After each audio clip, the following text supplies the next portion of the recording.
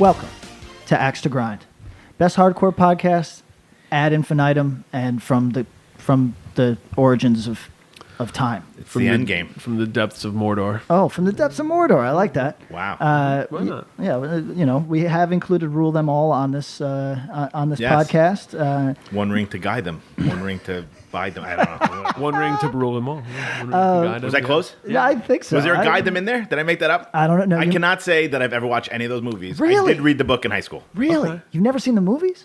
Movies Lord are of the pretty Rings movies thrilling, are pretty man. fun, yeah. They're pretty fun. Now you could sit and watch those. Really? Yeah, they're pretty. I wanna say this. Sean Astin lost me after Rudy. Oh, okay. That's Maybe what's not. keeping you away from Lord of the Rings. Yeah, it's like I want to see him as the Goonies kid forever. And I don't think that's fair to Sean.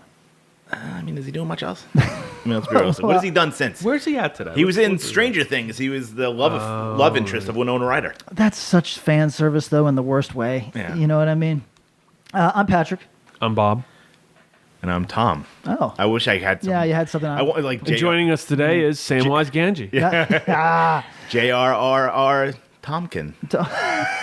all right, you made up for Boom, it. there you go. That's pretty J.R.R. good. Tompkins Square. There you go. good. That's See Lord of it. the That's Rings. really it.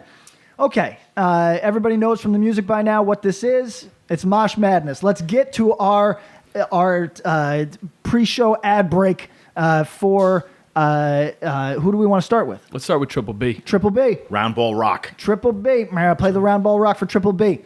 He's putting out a split 7-inch with John Tesh. No shit. Yeah, Candy and John Tesh. No, you know what? Pretty sick. There's a lot of crossover there. So here's the deal. Triple B, always in it, always doing some shit. I gave up on trying to keep this current on them because can't. you can't anymore. I mean, every time I'm like, Sam, what you got going on?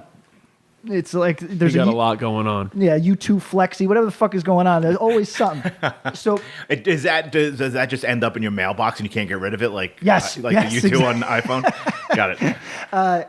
So what do we want to recommend? We're not going to do the prognostication and say what he's got coming. No, Instead, let's you know, just We say- know we can't say it. Yeah. Those Carhartt hats kind of dope. Oh, they are Carhartt's dope. dope. They're going to be sold by the time anybody hears this. Only 50 of them. Oh, they're done. Yeah. Eco Strike Promo Flexi. That's what Oh. we're recommending. Oh, there is Which a- is the 2 new songs. Is it 2? Yeah, it it's the- 2 new the- songs. you Flame stick Still 'em? Burns. Yep. So I like it.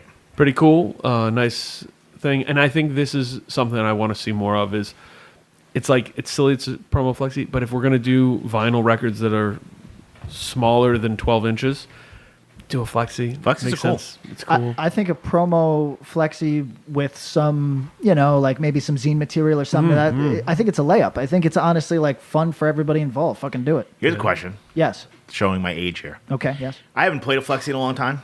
Yep. I forget what zine came with a Flexi. Was it a Resurrection cover? Resurrection doing whatever it was. yeah. Do you still have to put a quarter on it so it doesn't skip? I know. I think they've come away since then. It's come. Yeah, Okay. they have a little bit more. Yeah. Wait. Because as a kid, I got one with Fruit Loops. yeah. There was a vinyl. It was I don't know why. It's so fucking weird. But on the back of a Fruit Loops box, Yeah. it was a 7-inch Flexi. They kind of exist to play once, mostly collectibles, but Yeah. Well, the deal with flexes is that you can play them kind of between they say 50 to 100 times. Oh, that many. Yeah. Without How many- losing a groove? I had a flexi that came with some like weird Canadian fanzine from like 1980, 81, like Dead Kennedys are on it. Right. Still played. Totally fine. You know why? Because how many times do you play a 7-inch? right. That's true. Even if that was all you had, you play that thing, You're not 20, listening to it. 30, Yeah. 40 times Wow. max, but Right. yeah, flexi. So we'll dive on that at some point again. But go buy that. You're going to go to triplebrecords.limitedrun.com. You're going to enter the promo code, Axe to grind. and you probably want to... Spell it out. yeah, there you go. Just do it. For the traditionalists. Just Yeah. do it. Spell it out and shut the Get fuck up. Get that 10%. Yeah. 10% off is really nice. You know what? I hear it from people all the time now because I think I told you I never think about this sort of shit. You know what I mean? Like it's not like I got money, but I just mail order. I'm a fire and forget sort of guy. But people tell me that do regular shopping, 10% adds up. I have there's an extension on Chrome called Honey. Oh, That when you're going to buy something, it'll run through all the permutations of possible percentages off. It works. really? Then all of a sudden it's like, oh shit, no free shipping or 20% off this coat or whatever. Like random shit. Like Yeah. it literally just runs through all of them and it tries them all as you wait. That's a good really plugin. cool idea. Yeah. That's really smart, actually. Yeah. So we're And gonna it do that adds for the up. Axe to Grind. Okay.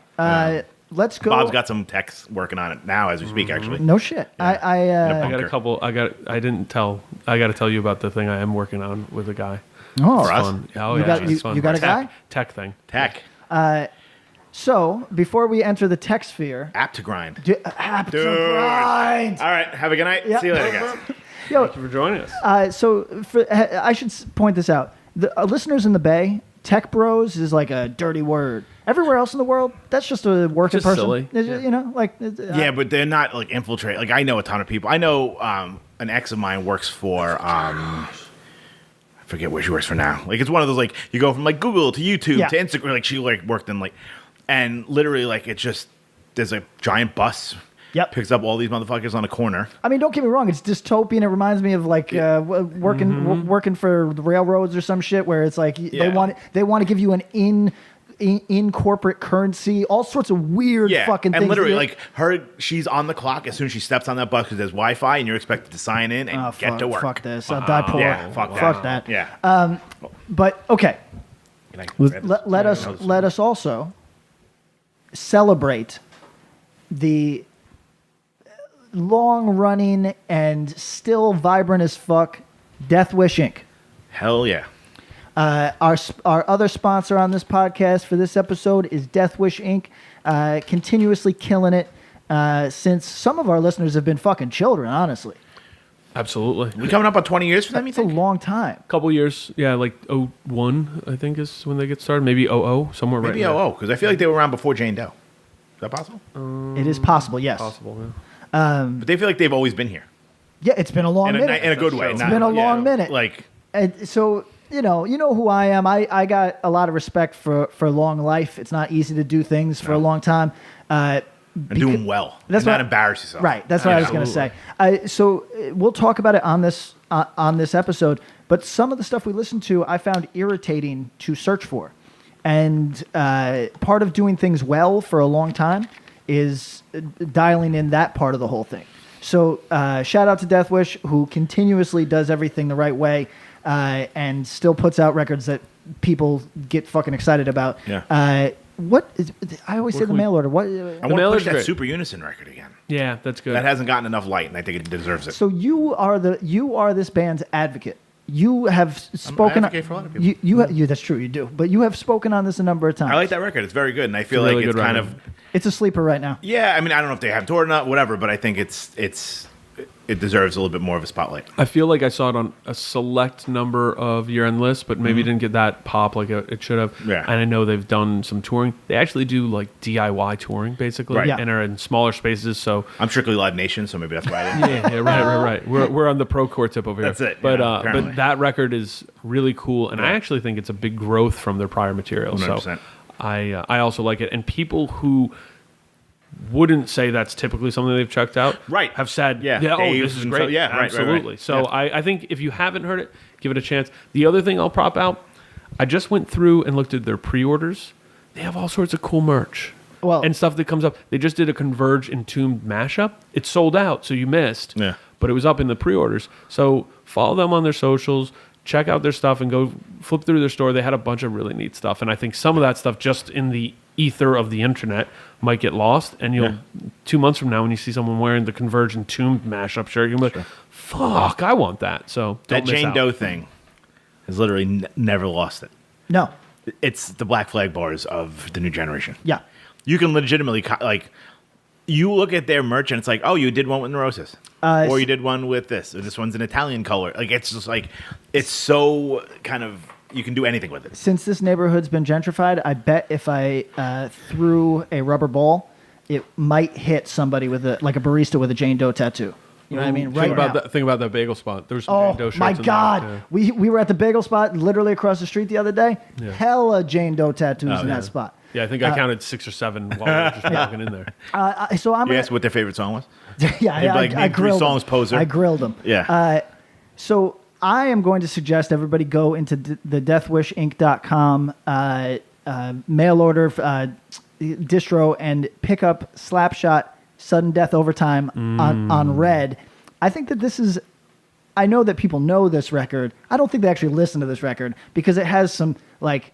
If they did, they'd be like, "Wow, Slapshot's kind of fucked up." This record is fucked up. There's a lot of things going on in this record that are fucking crazy, and I urge it to everybody. I think it's also like an attractive record visually. So everybody, that's my suggestion.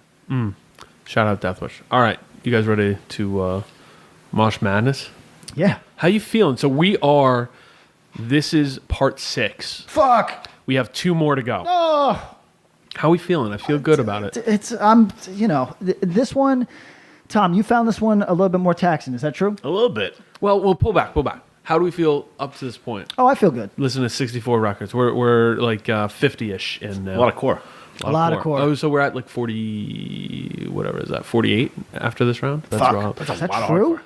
I was at a show and saw a buddy who I haven't seen in a while who was like, Mosh Man, came up and yelled, Mosh Madness, oh my God, I already discovered things I hadn't heard yet. This is great. So, You know you made it. Then all my pain is worth it. You know what I mean? all the pain that we forced Pat to listen to. Any of these records I didn't love that were kind of taxing. I got to be honest, though, so far in the field of 48 that we listened to so far, I haven't been offended by any of them. I've been mildly offended, but I'd say there's been like 3 real clunkers, maybe. And even then, I could find something. Yeah, like I liked something in all of them. Yeah. Maybe that's just my style, but like, No, I feel like and I think that's part of the exercise too, right? And it's kind of, I hope everybody, even the negative Nancy's and all of us are like, yeah, you know what? I don't like fast sports. Right. But I found... Did you catch that? That's me. I don't like things that go fast. Still. Give me mosh or give me death. It's not mosh. I don't need mosh. It's just a What do you fact. need? You know what? If you were like, yo, Oh, that's interesting. give That's a me good like, you're question. like, fucking, like, this is what I want when I put on a fucking hardcore record. You know what? If you polled just anybody on Tinder, for example, and said, what are you looking for in a partner? They could give you a million criteria. But when that right person swipes swipes When it- right and on you- them, yeah. it's magic. They don't know. You never. You don't know.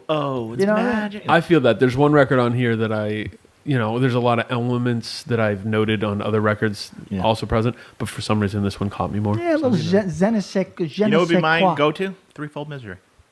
If I had to pick a record that encapsulated everything I liked You know about what? hardcore, it'd be Threefold Misery. I wouldn't be mad at. Very I wouldn't be mad at that Fast answer. and mosh. I wouldn't be mad at that. Like, I answer. love other records probably more. Yeah, sure. But I feel like that's like the encapsulation of everything I like about I would hardcore. not be mad at that answer.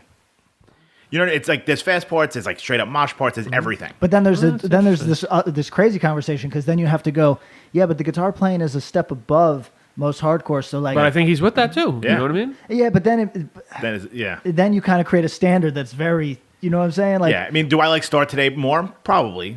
But like, I don't know if But it might not have some of the mosh that you like. Yeah. It doesn't have some of the metal stuff that you're like, yo, Yeah. that's cool too. Yeah. He's saying it has all the elements and is a good record. I mean, I'll never. maybe this is a topic for another time. Okay, all And right. I'm I just think gonna- the encapsulate. Like- What's the encapsulate? Yeah, you yeah. know, Oh, good some people question. might be like Master Killer. Some Yeah, people yeah. it might be Oh, for fucking many The people. same Sure. way we're doing the 5 for 5. Yeah. We'll do 5 for me. Oh, That are I like, like that. you know what I mean? So Okay. we'll do that. That'll be Yeah. the end result. Look forward to that, people. Okay, let's get into it. Feeling good. All right, let's go through this round. I'll just go through it as we do.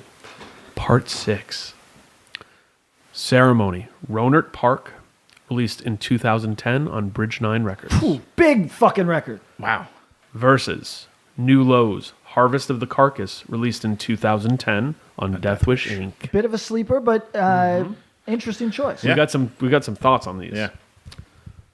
Maybe you've heard of this band, Turnstile, Nonstop Feeling, 2015 Reaper Records. Never heard of it. Unified Right. If I can't listen to Unified Right in Heaven, then send me straight to hell.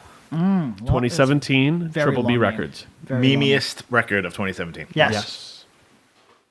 The Rival Mob, Hardcore for Hardcore, 2010 6 Feet Under Records. Holy shit. 2010, I know. Did not realize that. Versus Inclination, self-titled, 2017, and the only record on here, self-released. And I should note there was a vinyl pressing done, I believe, on LDB pressing, but Sure, this was after the initially, fact. this was initially released only on Wow. Bandcamp. Pretty amazing. Harm's Way, Isolation, released in 2011 on Closed Casket Activities.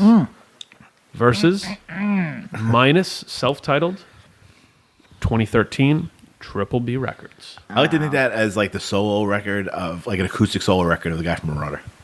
When I Minus. hear Minus. Oh yeah, That's right. Yeah. That would have been cool if he did Would've a been Mike cool. Judge and Old Smoke style. It could have been. band. You know what I Could mean? have been. It'd been interesting.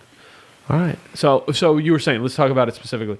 This round, I said felt maybe because we've doubled up the last couple, but I felt like this felt a little fresh stuff. I didn't slog too much. A couple that were longer than I'd like them to be, but overall, I enjoyed this round, even with any complaints you might hear. I feel like that's a common theme.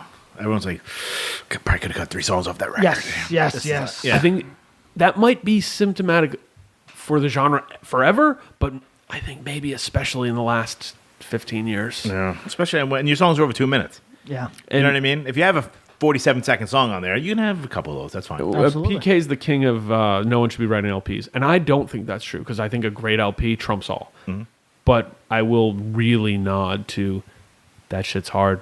Hard. And you might not be ready, and there's no shame in not being ready because it doesn't mean you're not capable. It means you're not ready. It's not the same thing. But do you think you're not? Do the people realize they're not ready now? You No, think this no. is like Because everybody wants track it. 9 is the fucking best song you've ever written, and Yeah. you'll never play it again, and people don't give a fuck. Yeah. No one knows that. That's true. I mean, You that's, think it's the best shit? and I think there's songs like that. You know, I always cite the it's like track 9 or 10 on the Trapped Under Ice Secrets of the World. I'm Up Against the Wall, they're like I'm like, yo, that's one of my favorite songs you've written, yeah. and they're like, oh yeah, we never play that live. No. I think they said we've never played it live. So I was like, That's one of my favorite damn. songs on that record. Yeah, And it's a a deep great cut song. Yeah. So it's sort of like I don't know. I guess writing an LP, just be ready for it. I also think 7 inches are wasteful and tough, but EPs are cool. So 12-inch EP, me, I guess. You Yeah. know, that's the move. You guys ready? Let's Yes. do this. Ceremony, Ronert Park, 2010, Bridge 9 Records. Punk's Not Dead. Oh no. No. It's doing just fine here. Hmm. Okay, so people got their eras of ceremony that they prefer. This is probably my preferred. Era for sure. They're an eras band. Yeah. I'll ask a question to both of you. Is this just an in-between record? Yeah. Not to me. They probably should have stopped. Okay. Not broke up, but this is the space that I like. This is where you found that. This is your peak for them. Yeah, and I like songs on Zoo better, but this is to me a better record. It's also an exciting Wow, record okay. for a lot of it. I do think that, like so much we talk about, I'd cut a third. You know what I mean? I'd hack and slash Yeah. the shit out of this. Okay. But there's some fucking okay. So this is said respectfully. You want me to do my ceremony spiel? Give it to us. Okay, this is said respectfully because this is a band that I like. Pat has his hands in his pants as he talks about ceremony. Yeah, why do you always notice that? Because that's fucking weird. Because I'm an adult. I'm just relaxing. With your hands on your It's fucking balls? there was That's a weird. conversation before you got here that today's a sweatpants day. Yeah, I'm just relaxing. He It's always a... When was the last time you saw this motherfucker in jeans? Were you? No jeans. Yeah. Never wear To jeans. jeans was 2011 Khakis? probably. Maybe. Joggers, Yeah. maybe? No, what you were wearing? Were you wearing joggers when I got here and you changed into the sweats? Yes, that's yeah, correct. that Really? sucked. That's correct. Yeah. Really putting it on for us, man. Appreciate it. Really tarting it up. Jesus Christ. Hopefully we're not videotaping it. So here's the deal. Good Lord. We're We're not filming anything after this already. No, I hope not. Thank Christ. I've got a lot of respect for ceremony. Brought somebody in from the shelter. Right? They're doing a lot of We ain't talking a right. lot of different what do you call them? A lot of different tangents are pursued here. Correct. You know? Too many. That's No, I'm with it. The tangents are great. I don't think know. I like people enjoy tangents. it. I don't know. This is I felt bad because I re-listened to something and I particularly cut you off a lot of times when you start going on a tangent. But I don't mind. That's it. what they call mercy. Right, but I don't mind it in the moment because I'm like, he's probably gonna. But then when I was listening back, I'm like, damn it, he probably had something good to say there, but Yeah. maybe not. It could No, have I'm been. just some gonna go hands off up. on Yeah, one. I know. And I That's mean, the style. we call it That's what mercy. We all when got we our fucking- spots. You know? But okay, when I say ceremony should have stopped, I don't mean that they should have like broken this up. should have been their lane. For I going just think there was forward. still a lot to explore. Oh, in here, this space, here. yep. That makes sense. And I think that they blew by it maybe a little too fast. Right. So like, I'm not. Some of the music we talk about do not see themselves as musicians or artists or whatever. They're just dudes in a hardcore band. Dudes in a hardcore band, Yeah. just a flash of excitement, a thing to do. You know what I mean? And maybe express yourself and get out, right? But there's people that consider themselves either career musicians or it's just built into their lifestyle, whatever. Yeah. That's Ceremony. So Absolutely. those people, I do not feel comfortable telling them what they should do. If you put out 2 records as a hardcore band, and I don't think that you're going to stick around forever, and this is like a thing that I feel more capable of shitting on, I will shit on it. Ceremony puts you in a weird position. That's so true. because I want people to pursue the thing that interests them most. You know what I Right, mean? because you would want the same for yourself. Right. That said, Is this their second record? Is this Violence, and then this? well, there was at least an EP. So in there, it goes, Ruined is the first 7-inch. Okay. And that's like 2005 or 6. And then Violence is not too far after. Right. There's a little gap. There is then to Rohnert Park, Right. which is this. Uh-huh. And then Zoo, and then L-Shaped Man. And there's a couple little singles or EPs type things in with it. But they're mostly, at this point, going single to LP. Did I forget one? You forgot Still Nothing Moves. Still Nothing Moves You, which Right. is the one right before this. And that record I totally lose. Yeah, they're on LP5. Damn. So if you count Violence as an LP, which is more like It's an like EP. comp, right? It's like a 12-inch EP. It's like a 12-inch EP. Okay. Based on length. Got but, you know, so Violence, Still Nothing Moves You, their first true proper LP. Right. Which is I'm least familiar with. Yeah. I remember being really surprised by it at the time, enjoying it because I didn't love Violence, didn't offer me much. Still Nothing Moves You, I enjoyed. Rohnert Park, I think, tops it. Zoo, like I said, has some of the better songs they've ever written. But and L-Shaped Man, I got really mixed feelings on. But Rohnert Park is just, to me, the strongest outing. Maybe should have explored a lot of what was going on here to greater depth. Sure. But I found myself liking this record more on this listen. I'd have respected it, thought it was good for like, wow, what an effort. You know what I mean? I actually like some of the songs. Yeah. Yeah, I mean, I tend to agree with that. I don't know. I feel like this is there in between. Like, they went from the power violence band, you know, that pretty much sounded like Project X a little bit, That's a good comp, actually. to the weird, like, art band they are now. This is like the in-between stage. This is like they're growing their hair out. And it doesn't, you know what I mean? It's good. It's a little too long. And it's not long. No. That's the crazy No, thing. no. No, I You know don't what I I mean? wonder Like, what the length is on this. No, but it's not a fucking terribly long record, but I feel like it drags in places. Yeah. Is this their biggest record? I think it might be. I don't know. I really don't know what sales are, and it's really odd. Or because like it's most hard to say. popular, like in their fan base? I feel like Sick Yeah, is you know, Sick their is probably biggest song? their biggest. It's their most streamed track. such a cool way to open that record. Yeah. Like with the intro kind of Yeah. thing. And it's a great way to open a fucking set too, Yes. which they did at Sound of Fury this For sure. past year, I think. So this is a 35-minute record. Is that Which too is long? interesting. I think it is.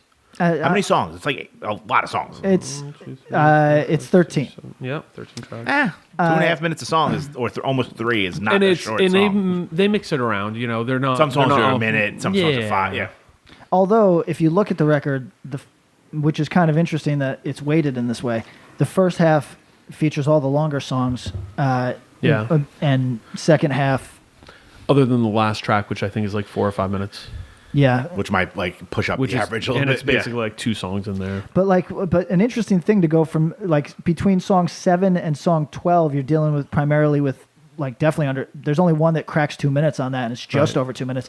There's songs that are a minute in there. Right. So like, I'm not mad at that, but as far as weight goes, that's an interesting. Would you flip that? Would A be shorter, B be longer? I would definitely intersperse some of these shorter songs to offset songs like the Doldrums. You know what I mean? Which I call my favorite song on this record. Okay. This is Because- such a Cali record. Who said that before? I mean, it's a Bay Area record. So like California. Like California punk. I think that's the part of the story I would get to is that there's such a funny conversation to be had about Ceremony because they were popular, not right away, but pretty much once Violence was out, Yeah. they were popular. And this sounds different than their prior records. I think they start playing with some of the more like California punk sounds on Still Nothing Moves You because Violence and Ruined, as much as they are records of that time, I think those were records written for the live reaction, and everybody knew those songs. And I don't know how often those songs became songs you went back to and like, this is a record I listened to. No, you just know the words, and then they fucking play it at Sound And of live Fury. it, it's and fucking wild. 1,000 people sing along. Yeah. Right. And I think this is the first record, and I should go back to Still Nothing Moves You, but I think it was the first one that I'm like, this is a listening record. Sure. And I think they wanted to set the tone with that first half of the record. I think they bring in a lot more elements. I really like the spaciness on it, like spacing in time, like in terms of the timing and how things are moving and like the pacing, at least through the first half. They start to drop off at a point in the record. I do kind of click out. Yep. But I think the conversation about this band always gets funny because it is like, oh, they went from like basically modern hardcore power violence, fastcore style to like, oh, we have a drummer who now does different things. Yeah. It's not blast away. And this record, it's like, this is pulling from all sorts of California punk, alternative tentacles. You can hear the Bay Area sound and like surf rock in the guitars, like it's undeniable. One of the more polarized bands in hardcore, I would say. Oh, yeah, but weirdly, everybody loves it. Like You either love it or you fucking hate it. I know a lot of people that hate it. Okay, interesting. Yeah. I think, and it's the haters have grown over the years. I think in 2008, this band couldn't have done anything wrong. Right. But then that still nothing moves you. I don't know that that's a record many people look back to. No, but I think I they don't flipped know. out. Like, so you hate us now? But that's cool because we replaced the doing two this. haters with 5 people that like our new shit. Right. So Yeah, that's correct. Fuck you. We'll play 2 violence songs Yeah. and whatever. Keep Hi, it moving haters. with the so okay. It sounds like we all have, even if it wasn't our favorite record, we all have something positive to say about this for one. sure. And I mean, this record came out 2010. That song, The Doldrums, which is my favorite song, is leaning into a sound that they flesh out with L-Shaped Man, which is the record that gets a lot of controversy and talk of being like, oh my God, they just went full on like post-punk New Order style, which I don't think they deny. No, they have an interest. I'd love to talk to those dudes about this if you could get them to not be media. You know what I mean? Oh, sure. Because sometimes Are we media? we might be now. Yeah, We got the pull. We're do you guys follow like crazy YouTube people that complain about Access Media all the time? No. Tell us about this. So I didn't know what that was. Sorry, ceremony. I didn't know what that was. Access Media Pat's tangent. is like the nerds that I follow that like are mad at like the big video game industry or the big movie industry or whatever. Access Media is what we talked about on the episode where we talked about Todd's situation with Metal Sucks. Sure. Right. Which is like just the notion that sometimes it's either highly coincidental or there is some causation that your positive a media outlet's positive track record talking about a thing gives them further access to that thing, which makes it so they're the more desirable outlet because they're going to have it before everybody else. Oh, I see. So the idea of Access Media, which is a perfectly valid complaint, but is seemingly based on my YouTube suggestions, has been hijacked by people that are very maladjusted. But Yes. but It's almost like Rolling Stone or Spin. It's like never mind that it's a big, but they give a 3 3.25 star review in Rolling Stone has some cachet to it. Yeah. So that's why and then they get these records. That makes sense. Okay. So how did that tie into ceremony? No idea. No recollection whatsoever.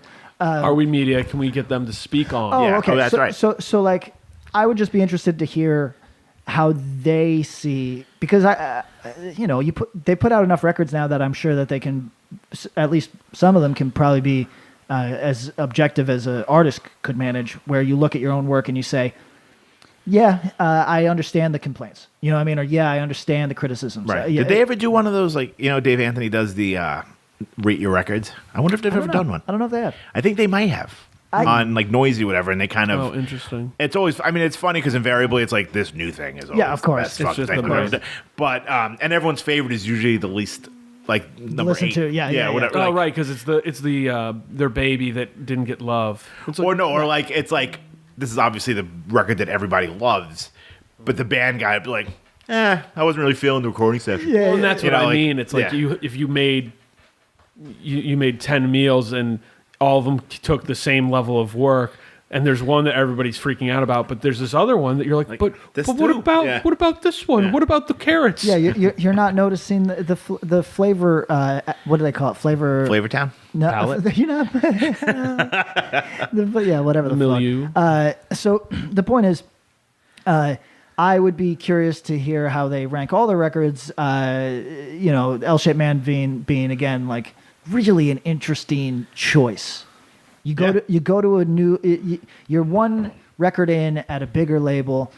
People. Is that the first one on Matador? No, it's the second. Zoo was first. People expect at some point either a pivot or not. You're either locked in. Right. After Zoo, it's kind of clear that if you stick with that sound, you're always going to be the darling to some people, but you're never going to break through. Do you want to break through? Okay, well, yeah. And was this a decision based on any of that? And in 2019, if they looked us in the eye and said, oh, hell yeah, we wanted to see how far we could take a thing. Yeah. And we all like that music, so it's not like it's bullshit. Yeah, so no one would be upset by that. Nobody would be upset. And those are tracks they still are playing live, like Some if of them they go want off, it. yeah. And I think they're another one I espouse the appreciation of Title Fight mixing their sound and a live sounding.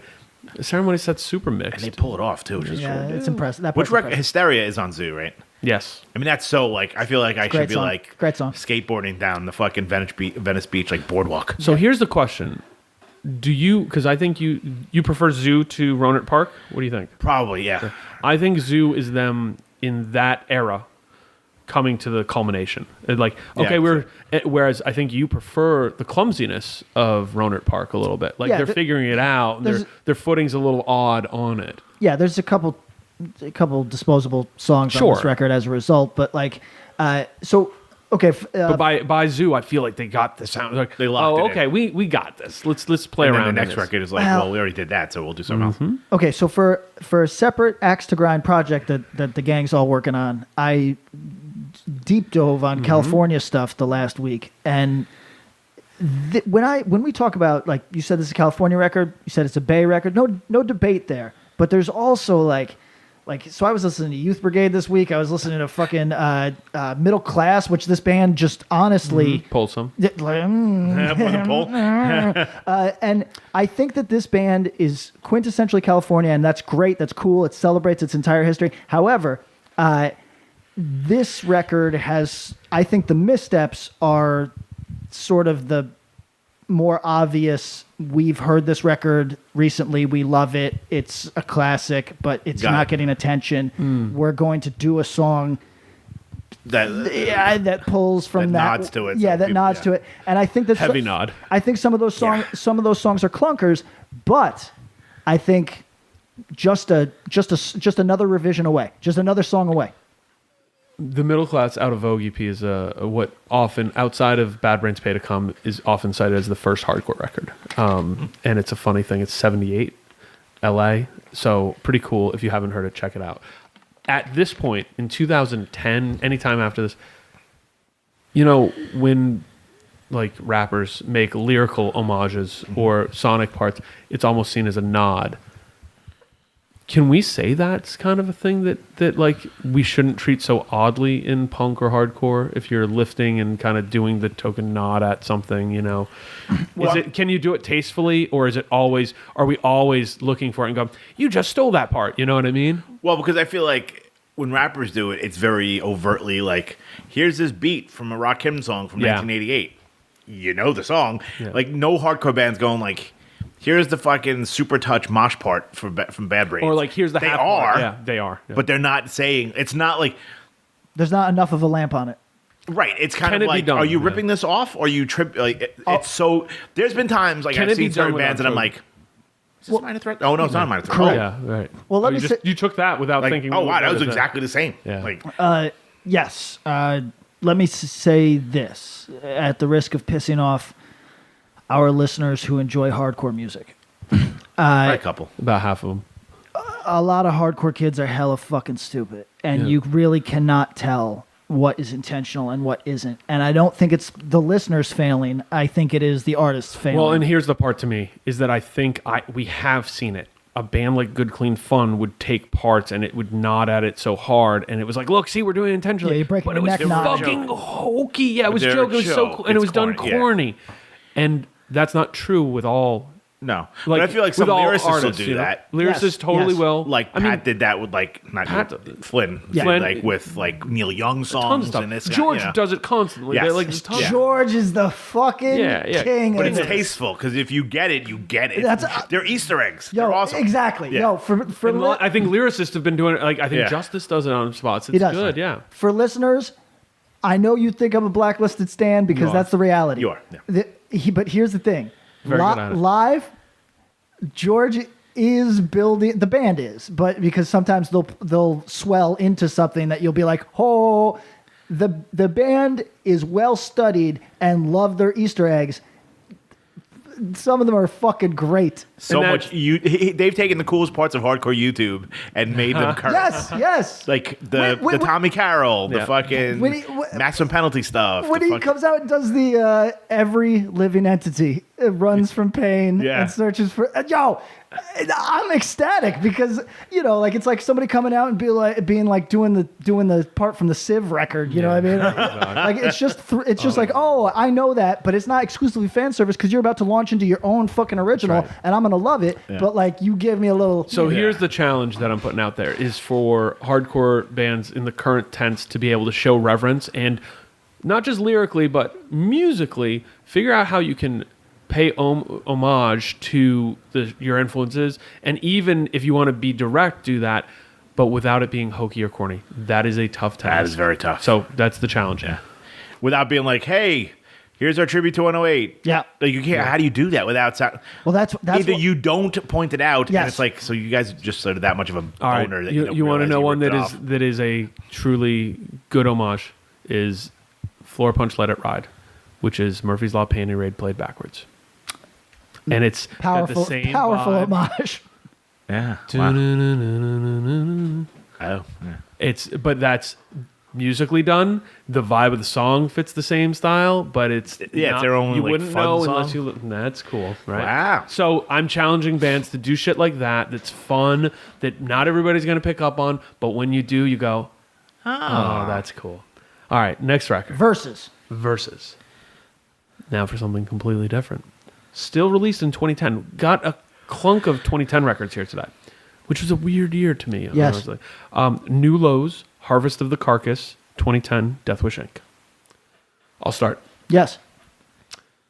This feels like it's about 5 years ahead of its time. Interesting. It's heavy, brooding, like tempo never gets too fast. This band had a cult following at the time, but never much more than that. But the people who rode for them super hard. I feel like this kind of fits more in with stuff that's happening recently, which is to say, it's death metal influenced hardcore. However, whereas right now you hear a lot of this death metal influenced hardcore and it's sort of post-deathcore, this is death metal influenced hardcore without an ounce of deathcore. Yeah, no deathcore is on display. So I didn't give this a shot when it came out. I thought it was what it is to me. So I didn't hear too early. I heard maybe a little late because what this was in my mind at the time was like, oh, this is like the Boston Kids doing like an urban cursed. You know what I mean? Something like that. Okay. I thought it was analogous to Trap Them. Okay, all right. Like same like vibe on the cover and everything. Even musically, it's kind of like hardcore kids playing Entombed. Right. Yeah. Somebody with some integrity. And somebody said to me, "God flesh but simple." No, like I actually see some of the progressions of that in there. Basic, like basement God flesh. I still hear what I thought it was back then, but I'm not quick to dismiss it. I thought it was totally all right. Yeah. Mm-hmm. You know what I mean? I'll say this about it, and this sounds like very faint praise. Very faint praise. I didn't know that was coming. I put it on while I was reading, and at no point was I fucking irritated. You know what I mean? Like, but at no point did you put the book down and be like, I got to rewind that. Nah, that's true. I didn't. But I was like, some of the stuff that we've listened to is just straight up like it's disrupting intellectually, and I don't mean that as a compliment. I mean, you know what I mean? I mean, like, you stop it and you go, like, no names, but there's been one thing we listened to where I actually stopped and looked out the window and said, why does this exist? You know what I mean? Wow. So, like, not because it was terrible, but because it just begged the question. You know what I mean? And this, I thought, was capably done, probably underrated in its time, and didn't offend me in any sort of way. I felt vocally it was different from this ilk. Oh yeah, kind of like a snotty punk vocal over like some weird like Wolverine blues fucking yes. tubes. Yeah, which is cool. Usually it's like I really liked like some of those Trap Them records that Deathwish put out. Mm-hmm. and this was kind of like that, just not as fast in places, but. You want to hear a funny take on Trap Them? Yeah. They did a record probably in 2015 or 16. Yeah. That actually is really good. I was Yeah. shocked that because Trap Them was just like, this is fine. If somebody was playing it, I'm not mad at it at all. But there wasn't anything that pulled me in. But for some reason, I checked this one Trap Them record out and was like, oh, this is pretty They're cool. very good. Yeah. This is a record I would point to like punks, or people from the more like hardcore punk traditionalist style to say, oh, okay, you're interested, like you're curious about what like heavier stuff is. Here might be your way to bridge the gap. I can see that. You know what I mean? I don't see myself going back to this, but I wasn't bothered by it. And this was they had a cult following. For sure. You know? Was it odd that it was on Death Wish, or did it fit well? No, I think it fit well. Yeah, fit well. Okay. Yeah, I mean, the singer's like a Boston guy and knew all those dudes, so it makes total sense. And honestly, had this toured a lot, maybe it would have popped in a less of a cult classic sort of way. Live, they had a different vibe too. Yeah. They kind of they were aggressive, but not in some like confrontationally aggressive, but like there was some darkness there. P-Mo was a good frontman. Yeah, Yeah, I thought he was a good frontman. my favorite song was "Last of the Rats." There was another band that was around this time with a similar name that were like known for being like, dude, like the singer would be like, oh, we can't play tonight. Singer got arrested, I can't think of it. Cali band were big for a minute. Ludax. Boom. Yeah. There you go. I feel like they were kind of They toured intertwined together, I with these believe. dudes. I thought so. Okay. Ludax. that's Was right. Ludax going to be on Death Wish? I don't remember. Believe I feel like they were about to pop, They and then were. they're like, yeah, we're done. I'm pretty convinced that they did put out records on Death Wish. And Or we're going to for sure. They had a lot of that kind of frenetic energy It was that the con- bands of the time had. It was the Converge tour that they fell apart. Yeah. Okay. So wow. So you said the Hard time. Converge toilet fell apart. I don't even know what that means. yeah, That was a failed merchandising. Yes. It just fell It's apart. like it's like Brad and Ki- Jane and then Doe's face. Ludax broke up. Kiss caskets, Converge toilets. It's just it's hard to make a buck out there. You got to do what you got to do. But Axe to Grind, spell it out, 10% off there you go. But at your local Home Depot.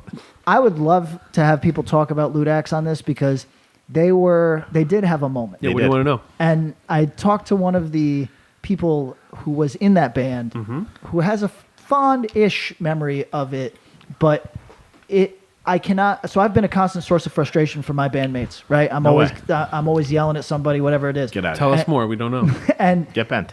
and that band Ludax was that to the extreme, where it's like, oh, like this dude doesn't even have a drug problem, and he's still just fucking this He up. acts like a drug addict. You know what I Like mean? he Like, acts like just he's out, fucking this out on a up. bender. As someone who booked Ludax a lot, they were very polite. Singer too, very cool. The very one easy kid's guys. his fucking sweetheart. He's Yeah. the recording engineer, sweetheart kid. San Diego. Yeah. But I guess he probably was a little off balance and did some wild stuff. But really, it was when they hit stage, it was flip the switch. You Yeah. know? Which is cool. Mr. Hyde is in the building, so I'm with that. And Yeah, and me like too. We've talked about it. don't break my shit. But otherwise, I'm good with it. Yeah. Go wild. And literally all I'm saying is don't break my shit. Yeah, you break your own shit. Break your own shit. Break your own leg. Break Who a gives a stranger's fuck? shit. I Yeah, don't care. break your neck, I don't care. Anyway, New Lows versus Ceremony. Look, I've said it off air. I feel bad for the undercards on this, for the low seeds Yeah. in this particular bracket, just because it is cult classics, but some of them are kind of small cult classics, and I don't think any. It's hard to see the underdogs on this one. Yeah, so Ceremony for me. Ceremony. Ceremony for me, pretty easy one on this one. New Lows definitely is an interesting listen, and I hope everyone reads it because I bet, especially if you're on the younger side, like if you're on the younger side and you really vibe on that newer Jesus Piece record, check this record out. It might be something that hits an itch for you too. Agreed. I think for fans of Harm's Way, all that kind of world. Oh yeah, it's This hard. could be It's cool. hard and heavy. Oh, I think absolutely. this And could not have- like not in an ignorant way. right. Yeah, it's interesting. I say that because I think the heavy core style stuff is really just taken off, and this was early to it, but it was also halfway in the punk hardcore world. It's got some interesting shit going on. The Ceremony record's just cool. It's a fun one. Yeah. All right. Next one. And since this might be someone's first episode, how did you guys get these brackets? We did a tweet that was what are the best hardcore records since 2010. Tallied them all up, and here it is, and it's in order based on most votes to least. There was a lot of stuff that didn't make it because there was over 200 records that people picked. Christ. So we thinned that down to 68 and then to 64 for the tournament. And this was based on the votes. So it just laid out randomly. As we've said, we would reseed so things could move on a little further, but that's the breaks. I think if the Converge toilet, if you flush it, it should play "You Don't Know What My Pain Feels Like." That's awesome. Right? You should pitch this to them. Should I? Do we know a guy? Is there? Do we know a guy? Is it? I know. Do we know a guy on the artist side or on a toilet side? Like, I don't know the dude. Like, Toilet, I might be able to get you somebody. There's got to be a some Mazbeth custom. toilet depository that we could just. or like That's where those raccoons were. Yeah, that's yeah, true, yeah. right? Like a toilet fell off the back of the truck, but we have to like have 100 of them. Like, well, Soldier Boy. I'm not suggesting that Converge. Drake. Drake. I'm not.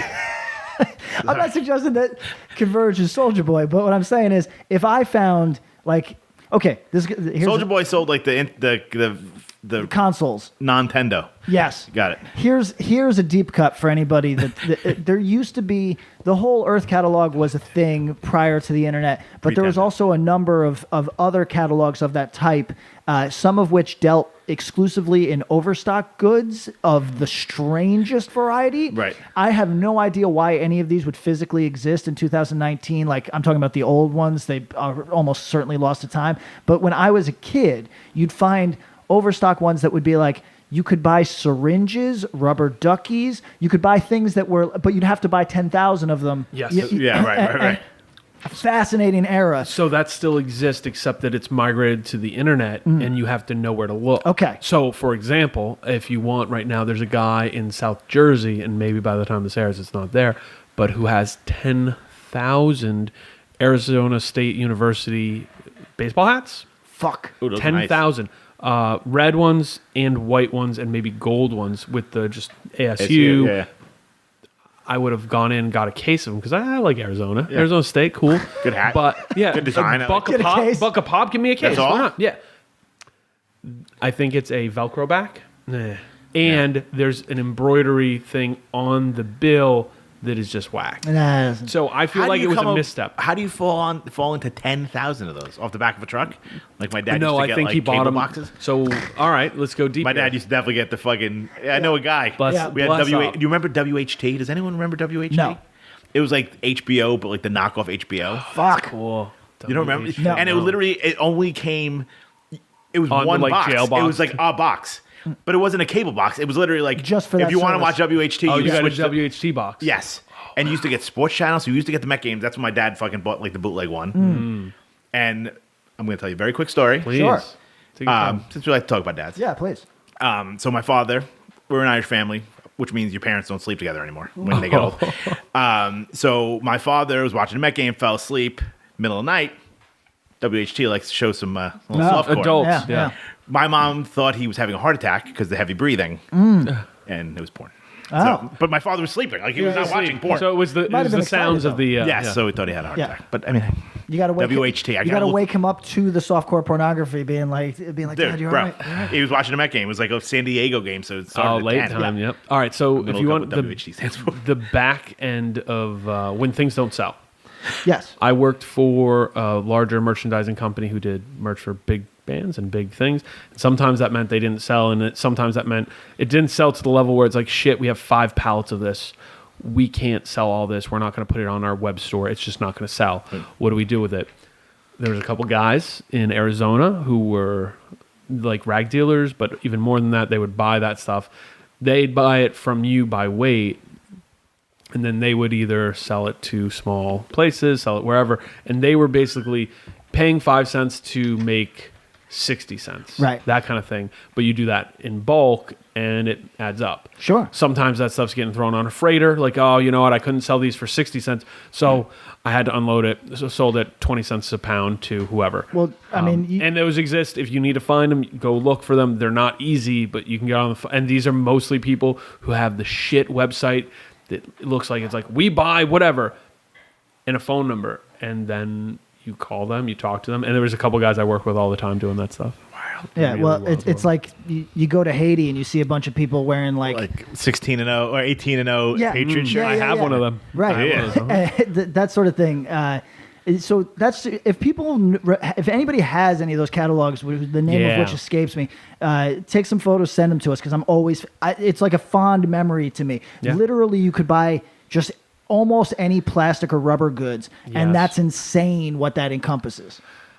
There's also the version of that which is now it's called. There's a name for it, but it's basically through all the producers in China, where it's like, oh, you want blank wristbands? Oh, cool. You want custom rubber duckies? Cool. We can do that. You can do anything. And here it is, and it's in this catalog. I'll bring one to you. I have them. WHT stands for Wometco Home Theater. Okay. It was an early pay television service in the New York City area that was owned by Miami-based Wometco Enterprises. Sounds the legit. signals were broadcast beginning in August of 1977 on WHT channel 68. Wow. It went from 77 to 1986. Wow. Really? That's a long run. 9 years. Yeah. I mean, we just had the bootleg. Well, that's probably why. That's why it only lasted 9 years, because my father and everybody on the MTA were fucking buying bootleg boxes and watching Met games on Did you read the ESPN book? No. I'll bring it in and give it to you. You can find it fascinating. It talks about ESPN starting as an entity. Yeah. And being one of the first cable channels who figured out how to do dual stream revenue, because they started in a similar time frame, and I think that's what they were trying to do, except being on their own box probably hurt them. Because being a cable station, you're like, oh, not only are we getting money for being a cable station, if we can create content or have sports content that people are actually watching, that brings it, and we got the cable money here, and then we can get the advertising money here. Yeah. Because advertising money in the early 80s for cable stations was few and far between. Oh, cable. All of a sudden, it became dual revenue stream, and it was like, fuck, bucks. Bristol, Connecticut. Bristol, Connecticut. Still, to this day. Okay. Ready? I am. Turnstile, Nonstop Feeling, 2015, Reaper Records. I mean, we could just chat. Like, we don't have to do our individual takes, I guess. Okay. But, all right. So I remember listening to this record again. After putting it in the time and space kind of lane, it is not even fucking close. That's interesting because I think it smokes it. I don't think so. It's half a good. The first like 7 or 8 songs, bangers. By the end, kind of falls off. I remember hearing this when it first came, way back in the day when it first came out. Back in 2015. And there's a song where he legitimately does an Anthony Kiedis thing. Yep. And I was like, I'm out. After that, I think that was on like when old people were like, I don't know about this band, man. Well, that might be true. My big note was probably one of the records that creates the biggest age divide in hardcore. And then Time and Space brought them all back together. Yes, it did. But and to not play Lyric Police, there's a line that he goes, sometimes plans don't go as planned. And that, I like that. Dude, come on. Sometimes it be what it be. Come on. I'm with that. But some of the songs on here are fucking bangers. First, like 7 or 8 songs, fantastic. But then by the end, I'm out. This record feels really cool. Like it feels cool. It's got the colors. It's like the whole vibe to it. Yes. My favorite song is the song Drop, because it's not the first song, but it's the second song. And I feel like, much like we talked about Vane doing the breakbeat, the song Drop comes on and you're either in or you're out. And I think for a lot of people they were out, but I think for even more people they were way in.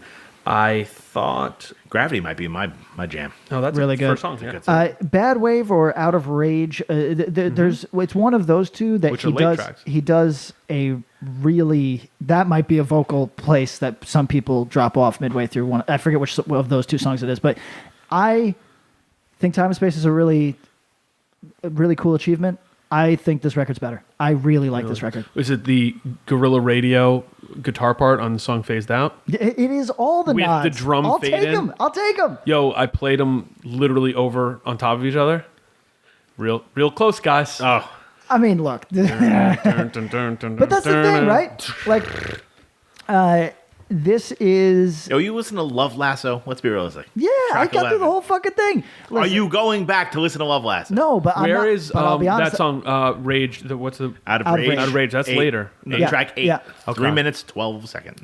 And Blue Bayou's maybe track 6? right between 7. that 7, one and right, 119. So going back and listening to this, I was so impressed. I was like, yo, this is a through and through fun record. Oh, it's definitely fun. You know what I mean? It's fun. It's cool. There's no denying. I think it's chunkier guitar stuff, bouncier and groovier than almost any record I can think of. And it's definitely in the time. There's definitely nods to stuff from the mid 90s, and from alt to like alt radio to stuff that's a little more underground plus hardcore. You know, like what's the band Jimmy's Chicken Shack we've referenced? Yes. Like a lot of that. Rage Against the Machine is all over this record. Chili Pepper stuff. I feel like 311 is an easy thing, but they don't really fucking sound like I think 311's the cheap one. And then I was watching Guerrilla Radio, and I'm like, oh, this is also great so there's that meme that went around recently Sugar that has sugar like some Oh, early Sugar Ray track and be like new Turnstile dropped. Like, yo, it's not wrong. it's not wrong. It's not wrong. There is. But what do we? But yeah, if you're saying that as a negative, okay, you just don't like that. But like, is Turnstile just the ultimate version of that? Well, but Jimmy's Chicken Shack, early Sugar Ray, this sort Singer's of way cooler than fucking McGrath. What the fuck is his name? this sort of stuff. Fun fact: I met Mark McGrath. Mark McGrath, not out of rage. No, he's. You know not- what? I met him very chill, but then again, I didn't confront him and say something. You weren't cursing him off and yeah. waiting for him to punch you in the face. Right? Okay. No, it wasn't our exchange. But the point is, I think that this is a hot record that I think is going. I think more people are going to revisit this than Time and Space moving forward. I don't think it's close. I don't think that's going to be close. That's my theory. I think this record's going to age well, actually, but I think there's still going to be lots of people who are like, yeah, I like Time and Space. Now I'm feeling, but I think this was a cultural moment in hardcore for people under a certain age. Just big. Look at the way I'm doing my neck. Look at. I know. I'm doing turtle. I'm trying to just let you slide with the, Mark McGrath. Yeah, I met him pretty chill dude. That wasn't our interaction. This dude's I got to know. drop. Love it. I gave him a kale fucking salad in How about this? 1992. I'm gonna try to work in a celeb every a episode. new one. You got it. I mean, you've been doing pretty well so no, far. You're like 56 for 56. I'm gonna try. I think they're off the charts talented dudes. This is like clearly they are. You know what I mean? Yeah, like it's fucking stupid. But I think the songwriting got keyed in by Time and Space. I gave my theory that I think Time and Space is the ultimate version of what they were going for. But this is the record, start of it. Yeah. This record definitely, and it stands on its own. It's got a lot more bounciness to it. Yeah. And a lot of you can mosh. see it. Good A lot of mosh. mosh. Yep. What else? I thought the Guerrilla Radio part was like, I was like, man, this is so on the nose. I wonder if this is intentional in that, like, yo, you've heard this. You've heard stuff like this. Like the way I have a theory that like music, especially if it's familiar, you know, all the major label shit, it's like, oh, play these notes in this song. Yeah, it's like broken it down to a science. Or let's pay out the nose for a fucking sample because it's a thing that people have heard before and it has a feeling of familiarity. Familiarity means something you like. You're comfortable and it's easy. So this record, cool. Lyrically, some neat-ish stuff, but also Some doesn't get to where he gets on the next record. No. And so that's a fun thing to do if you want to do a Turnstile deep dive, is go through that dude's lyrical growth. Oh my God. This is where I think he's starting to mature, and by Time and Space, he's leveling up. That's good, yeah. You know, whereas when you listen to some of the EP stuff, you're like, yeah, okay. You're a You're kid. just kind of kid. Yeah. I always dismissed Turnstile, and not even dismissed in a mad way, but I was like, it's like if you threw Down to Nothing, Cold World, and Trapped Under Ice in a blender. Boom, here you go. And by this record, I feel like you could do that, but that's really underselling what they do here. Okay. Do we have anything else to say about this? Nah, it's just a great record. What's it up again? I mean, look. these songs come off live. Yeah. But here, just to the Guerrilla Radio part, I honestly think that stuff was so in the rear view for culturally. That you don't think it's something that they were winking at? No, I think that they were looking at it and trying to pull it to the forefront. Points of reference on this include radio rock in a way that is unapologetic. There's a Mest song on here. You know what I mean? How do you know that? Did someone tell you, or you like Mest? No. Secret Mest fan. No. I actually did. One of the riffs felt really familiar, and I was going through like that era of pop punk to be like, "What is this?" And then somebody, So you listen to like a single from every But not Simple Plan, I straight not up Yellow You reached Card. out to someone, right, and I straight said, "What's this?" up never would have thought of Mest ever. Yeah. That's not on my Why radar. would you? But somebody no names jumped out and was like, confirmed Mest. So that to me, No, throw them under the bus. Throw the Mest fan under the bus. I think that was actually no, because it's an affiliate of Turnstile. Let's not let's bury keep him. it. Oh, okay. So all right. I would say the piece to me about this, especially as you go through, fucking go back, and if you think you heard a reference, it's been fun doing this. Yeah. Stop, go try to find the reference and be like, oh, it's not exactly this. I did it with what band? With Detain, where I was like, is this a Biohazard thing? I was like, oh no, not. Yeah. But go through it. It just fun to strikes stop something it. in your Yep. sparks something in your head. So yeah, Turnstile Nonstop Feeling. This is a milestone moment and a big record. I like the And- intro. Yeah. Oh yeah. If feeling is what they want, I like that. I think the It's perfect. this is a cool record. The Yeah. samples are so fucking good. The colors are weird. Everything's good. I feel like that's like something that people weren't doing at the time. Take Fluorescent. the Oh, and it led to the memes. The like if somebody in a cross color shirt, like Yeah. looks like it's a Turnstile show just broke out. you Yeah. know? take the doors off your Jeep. Yeah. That's what I'm saying. Right Did you do around. that? Yep. Was this Jeep time for you? Yep. 2015. So Yeah. you're like, This Full is Jeeping. This is peak Jeep. you pull up at a red light and go, drop. Yep. Down, down, down, down, down, down, down. So I was listening to this and a lot of the Sean Price, Head PE. the Sean Price project, Random Acts, and because I am a 130-pound white guy and not just white, but like maybe like Porcelain? phosphorescent, Yeah, like translucent. right. Did you turn the Casper. radio down at the lights so people? I literally fucking had to because Sean was not. He doesn't mince Yeah. words. So it was, but those were the two things I'd listen to in the Jeep all the time. So Would you like trigger back and forth like, oh Jeep, God? Jeep memories. I Jeep think you memories. should. I think you should get a California driver's license. Maybe I should get a New York one first. I think no. I don't think you need one in New York. I think you should get a California driver's license. Get it to Rachel's house, just so when you're in California, you drive around. Because it's such a different. It's a pleasurable experience. I have video of me Jer- driving in the desert. I'll send it to you No, guys. we got it. Oh wait, We that's got right. it. But that's I've the done it thing. twice. That's the thing. It's fun. Like there's music you should listen to. California, it's hard to understand you why you are into ugly music or anything. Everything's so pretty. So pretty. Just have fun. Are we just gonna move to California? Yes. Are we just relocating the entire Yes. pod? Because I'll do it. Yes. Close. We're getting I was close. gonna apply to a job in Orange. Let's we can do do it. it. Close. Let's just do it. I would, dude. We'll get a house, I'm there. right? We could. I mean, if we get a ATG big enough house for ATG everybody, compound. Yo, so I have this get a mother daughter. I've had a I'll live dream. downstairs. Mother-in-law. There we go. I've had a dream. Is the mother daughter where it's the Split level. split level? Yeah. Yeah. We might get the one with the mother-in-law suite. It could be split level. It could I mean, be, I'll buy we one of need those. the, Like, we can get like one of those containers. I'll live in the back. I don't give a shit. carriage house kind of thing. So I just kind of want like a bro pad where we lift weights on the front lawn. What do you think about that? I feel like those already exist, and we probably have friends that live yeah, we with those. can't. Yeah, we can't. We don't want to step on Ride somebody that else's vibe. style. Okay. Yeah. all right. I mean, I think Vital already does that. So Jimmy V. Jimmy V. Don't give up. Don't ever give up. Unified Right. If I can't. ... Triple B Records 2017.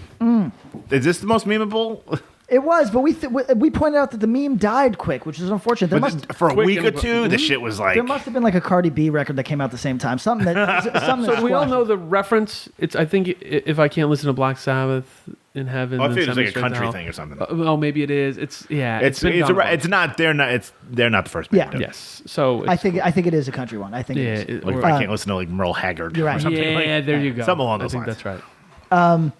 So when this came out, everybody told me. I said, "Yeah, it's a pretty solid hardcore record." I actually told our agent, Self Defense's agent, that I'd like to do shows with him because people were big up in the lyrical quality, and I gave it a listen. Thought it was very capable hardcore, but haven't revisited it really until now. And I found That they lied to you. no, it's definitely capable hardcore. Oh, it's very capable. I found that these songs felt overstuffed to me. And what was curious was I was trying to get their frames of reference down perfectly to see how many of their inspirations overstay their welcome to. And I bet that many do, and I'm just not thinking. But like these songs felt overlong to me. Because the first track I was like, oh, this is ripping. I like this. And then like a minute. Is this like the third song? Yes. No, it's still the same song. Literally a minute Yes. passed, and I was like, oh no, this might be a bit taxing. You know what I mean? Like, so, What did I sign up for? right. So Yeah. like, I thought that this record, if you cut each song down by a part, put only put out 9 of those songs, this would be really great. Everybody here is capable. Everybody's doing the right things. I just felt like I don't need this much of it. Felt like a smorgasbord record to me. Oh, that's a good reference. Like if it was like, oh, they're playing shows with Wide Awake and whoever, Yeah. like I use the term talkcore because Yeah. the vocals sound talky. I hear New York hardcore. I hear a little bit of Token Entry musically, but not getting too leaning into the melodic. Though I think the strongest track is the song "Burning Alive," where they do go kind of melodic. They have some like a lean in. I hear a little bit of Beyond in the Beyond demo, where it's the simple songs that are just fast parts. Yeah. Beyond got weird. Beyond got weird, and that's part of the appeal. Yeah. Even on the demo, there's some weird stuff. Yeah. But it's like the more straightforward parts. For a more current references, this is somewhere between Fury and Rival Mob. I like it. I don't know how it'll age. I think it's a cool moment for this record. I actually like the design of it. And is this the only record from Florida that sounds like this ever? I'd have to think. Until the current era. Like, Florida was not a place of traditional hard. They had early 80s stuff. There's a band like Failure Face in the 90s who had a very straightforward sound. But a band going for this style, pretty rare. Yeah. So shout out to Triple B for clearly being an influence on that. There was an era of, I want to say, like mosh dudes trying to play traditional hardcore that came out of Florida. You know what I mean? Yeah, like Dance Floor Justice. Oh, okay. Like those, like it was all like Destro. Yeah. Destro, there's bands like- Destro. Fuck. Right? Is that who you're thinking of? And some of Where that, Fear and Weapons meet. yeah, Esteem. There was a little later there's a band from Orlando, Nervous Breakdown, and some stuff like that. And but this is I think clearly like, oh, we were younger, and this is people who were influenced by stuff that maybe Triple B or Locking Out was putting out in the late aughts. Yeah. This band seemed to have disappeared. I haven't heard from them lately. Not that they call me, but No, I think it's a good question. I don't know what they're doing. I think that there was a chance this record didn't happen, and they kind of decided to do the band and do this record, and then it got a little bit of steam. But from what I understand, a lot of the members do other bands. And I don't know these guys personally at all. So, please correct us if we're wrong. But I think they're involved in a lot of different projects. Like, credit to Florida and South Florida for having a crazy scene. This record's cool. Will people be talking about this in 10 years? No.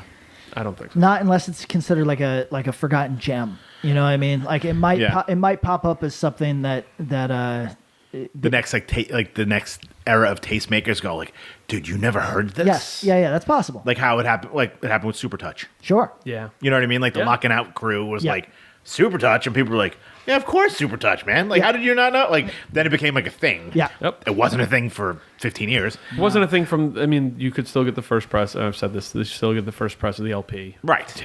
Until like 2008. Right. And then Mental covers them, and then it's all over. Mental, and that's after the Mental pop off. Like, Mental pops them off in the 03, 04 range. Right. And then it's still like, yep, still available. Yeah. Has been for years.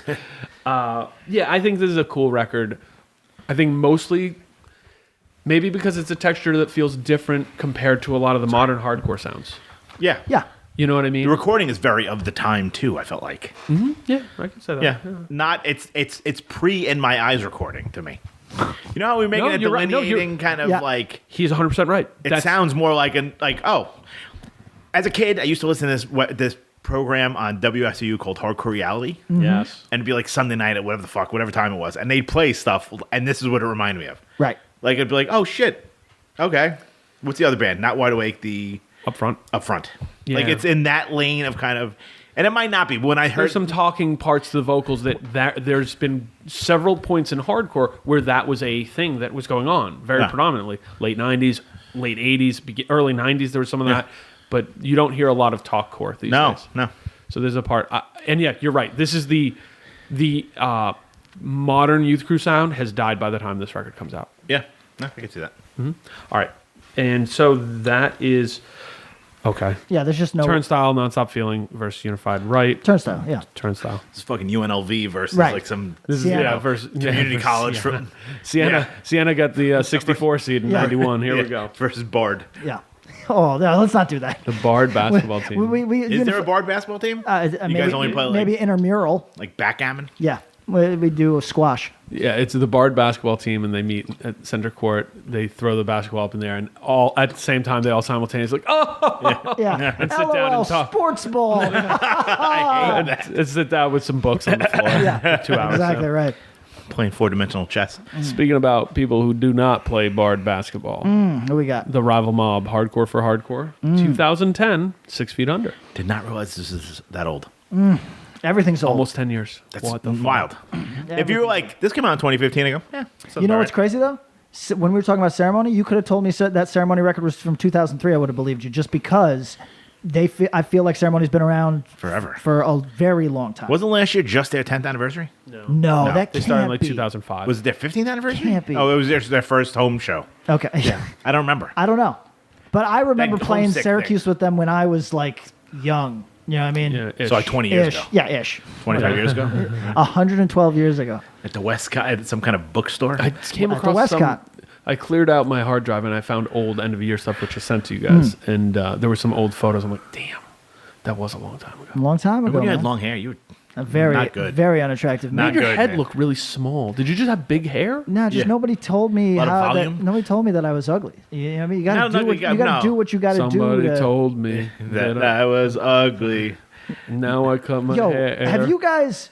I fuck with the Killers. I know you fuck with the Killers. That's why I'm bringing this up. Have you watched the scene from Southland Tales where Justin Timberlake does a dance number to a fucking Killers track? No. We know it's on our nice watch along. I mean, because JT can dance like Hold a on, fucking I'm- angel. keep talking. I'm calling an audible right now. Okay, we're doing this. Oh, All boy. right. So JT, what do you think you would rather see? The singer of the Killers, what's his name? Brandon Flowers. Doing Justin Timberlake songs, or Justin Timberlake singing for the Killers?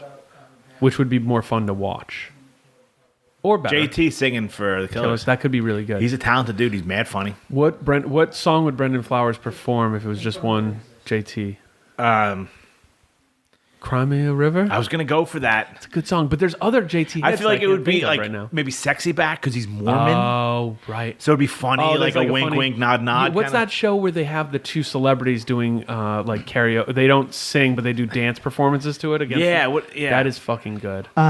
Okay, so does everybody know what Southland Tales is? No. Okay, do you remember Donnie Darko? Yes. Do you remember what a breakout success it was? Like art house movie with a little bit of a budget, like broke Absolutely. through. Jake Gyllenhaal. Huge. Yeah, Okay, so that director was the Bella de Ball. You know what I mean? Like just like The Belle That was de Ball. very Office. That was good. just so Don't copy fucking those like and no. so radiant. I've never seen that show. I don't know what you're talking about. Are you serious? I've He hasn't. seen like 2 episodes. Because you literally said that exactly like Michael Scott. For the watch along. So here's the deal. That dude was such like a thing that he had carte blanche to do whatever he wants. Sure. His follow-up movie is incomprehensible. Dwayne the Rock Johnson in the lead, Bai Ling as like it's like It's starting to ring bells now. It is now. And Justin Timberlake and Amelia. I'm calling you as the audible over here. Is The Rock a sheriff?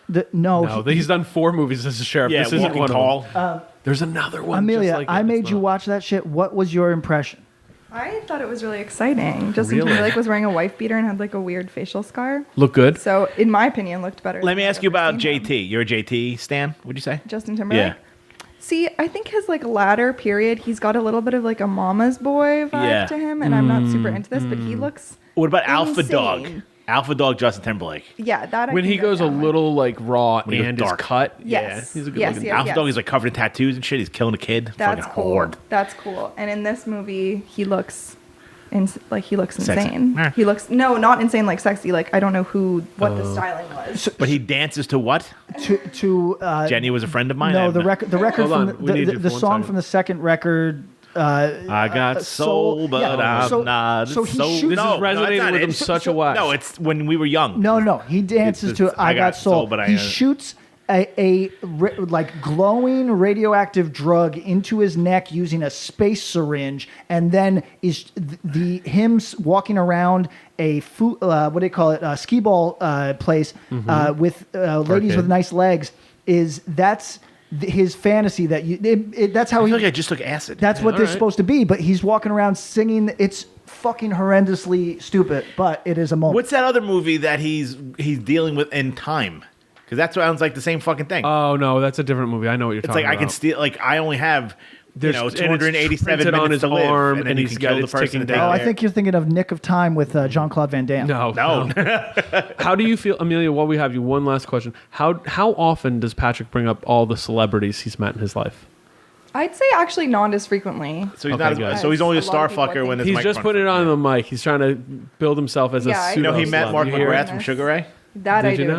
know. Oh, so you did know. Look So at he this. already did bring it up. Bring it to the well. He'll mention it. He'll mention it. Did he talk about all the models that he'll be like? So this model that I knew, and then it ends up being like the Look. model would talk to him about her boyfriend. Her boyfriend. Yeah. It's not- No, the so it's yo, clear here's to the thing. everybody. I think I didn't date supermodels. he, I Except think, You do now. yeah, Boom. I think your life. welcome. I think you might want to not spend it all with the celebrity stuff. I think you've done a good job because you clearly have teased it out over the years. That's what Yeah. I'm saying. No, Like, no, you I'm know? gonna. It's gonna be a slow. I mean, you leak lived in from here. Cali, you lived in LA. You had to have some Saying. weird interactions. I also was. had a career where that was like I had to deal with the weirdest celebrity on a day to day. Give me the weirdest. Right off the top of your head. Well, now the slow leaks come out. I've got a great Danny Trejo story. Let's hold Danny Trejo. I got a good That's Danny one. Trejo story, You guys, too. yeah, we'll do Danny Trejo story hour. Sat across from him on a flight. Rival shit. Mob, hardcore for hardcore. 2010. What the fuck else? No Danny Trejo appearance on this at all. But I think he could like this record. Yes. If he was going to like a hardcore record from 2010, Like, it's all this right, one. yeah. Honestly, so we kind of shitted on the other Rival Mob record. We weren't I think we were just indelicate with a record that means a lot to a lot of people. Did you say shitted like the meme? Like Shitted on? I farted and pissed and shitted. I don't know. That's a I weird say it like but Nicki it's shitted Minaj. with I a say it D. like Nicki Minaj. Shitted on it. Yeah. I okay, maybe not the right language. But yeah, whatever. We were indelicate with it. I think for good reason because this record This is stacks their much peak. better. Yeah, this much is their better. peak. It's so good. Yeah. I don't think I even give it. I think I low rated it, even going in my head like, oh, this is a great record. It's a fucking really great record. No, Song really Mind Over solid Matter, hardcore. awesome. Song Tough Love. Yeah, the song Tough Love. Tough Love's good. Vocally, he just sounds like he sounds legitimately mad and Yeah. ripping, and all the stuff they were saying like, oh, this feels like. They're clearly going through it the right way on Mob Justice, but this feels like, oh shit, this is the actual, this is your peak going crazy. Creative engines are all running. Mm-hmm. I think Tough Love is if you had to do a Boston song in the 2010s, Mm-hmm. lyrically, everything about it is just like very on the nose, but not in a like creatively bankrupt way. I thought it was good. I think it's New York hardcore with a Boston sensibility. A lot of Boston to me. Mm-hmm. I can like. do that. I like this record. That was good. I like this a lot. I think, yeah, I mean, I also was nicer to the other record, but You were, yeah. this is just very succinct. It's very just quick. Doesn't overstay its welcome, while the other one may have. And I feel like Hardcore for Hardcore is like the anthem for hardcore in the last 10 years. Great record. Yeah, we could not too like. Not much to say. No, it's I just. mean, so they're not reinventing the wheel on either record. No. So, I mean, you could, they're interchangeable. This might be of a little bit higher quality. I think this one just clicks through at the perfect pace, and I also. So this is 2010. I think Mob Justice is 2013. 3 years can be a long time. Yeah. This record just perfect, and it's an EP versus an LP, so Yeah, different a record of expectations. this kind of style, an LP of this kind of style, could be a bit of a slog. Can be If always. also, did we talk about the Mob Justice T-shirt? Yeah, That I the have one- Justices. There was several justices. So good. Yes. Just I? Would that be Just I? Maybe. Like multiple Just I? Yeah. And he's dressed up in different ways. I don't know who did that, but it's brilliant. Brilliant on whoever came up with the concept. Great. Props to Justice for going with it. Right, Props to the changing his band for outfits. doing it. Yeah, it's very so funny. good. I like it a lot. All right. Not too crazy. I mean, this is just a monster of an EP. I'm curious to see how far this goes because Yeah. I think on a side by side, unless you're just stylistically not into the faster stuff or Yeah. not into New York hardcore or Boston hardcore, like you're thinning yourself down if you're like, oh, I don't like New York hardcore or Boston hardcore Then in the you traditional don't side. like a lot of hardcore. hardcore. Yeah. Nah, you know what? I could make the A argument. more modern listener might just Yeah, be like, right. know, the kid who voted for Renounced over Fury Yeah. might go, Rival Mob doesn't scratch an itch for me. Sure. You know. Will this be the most the furthest?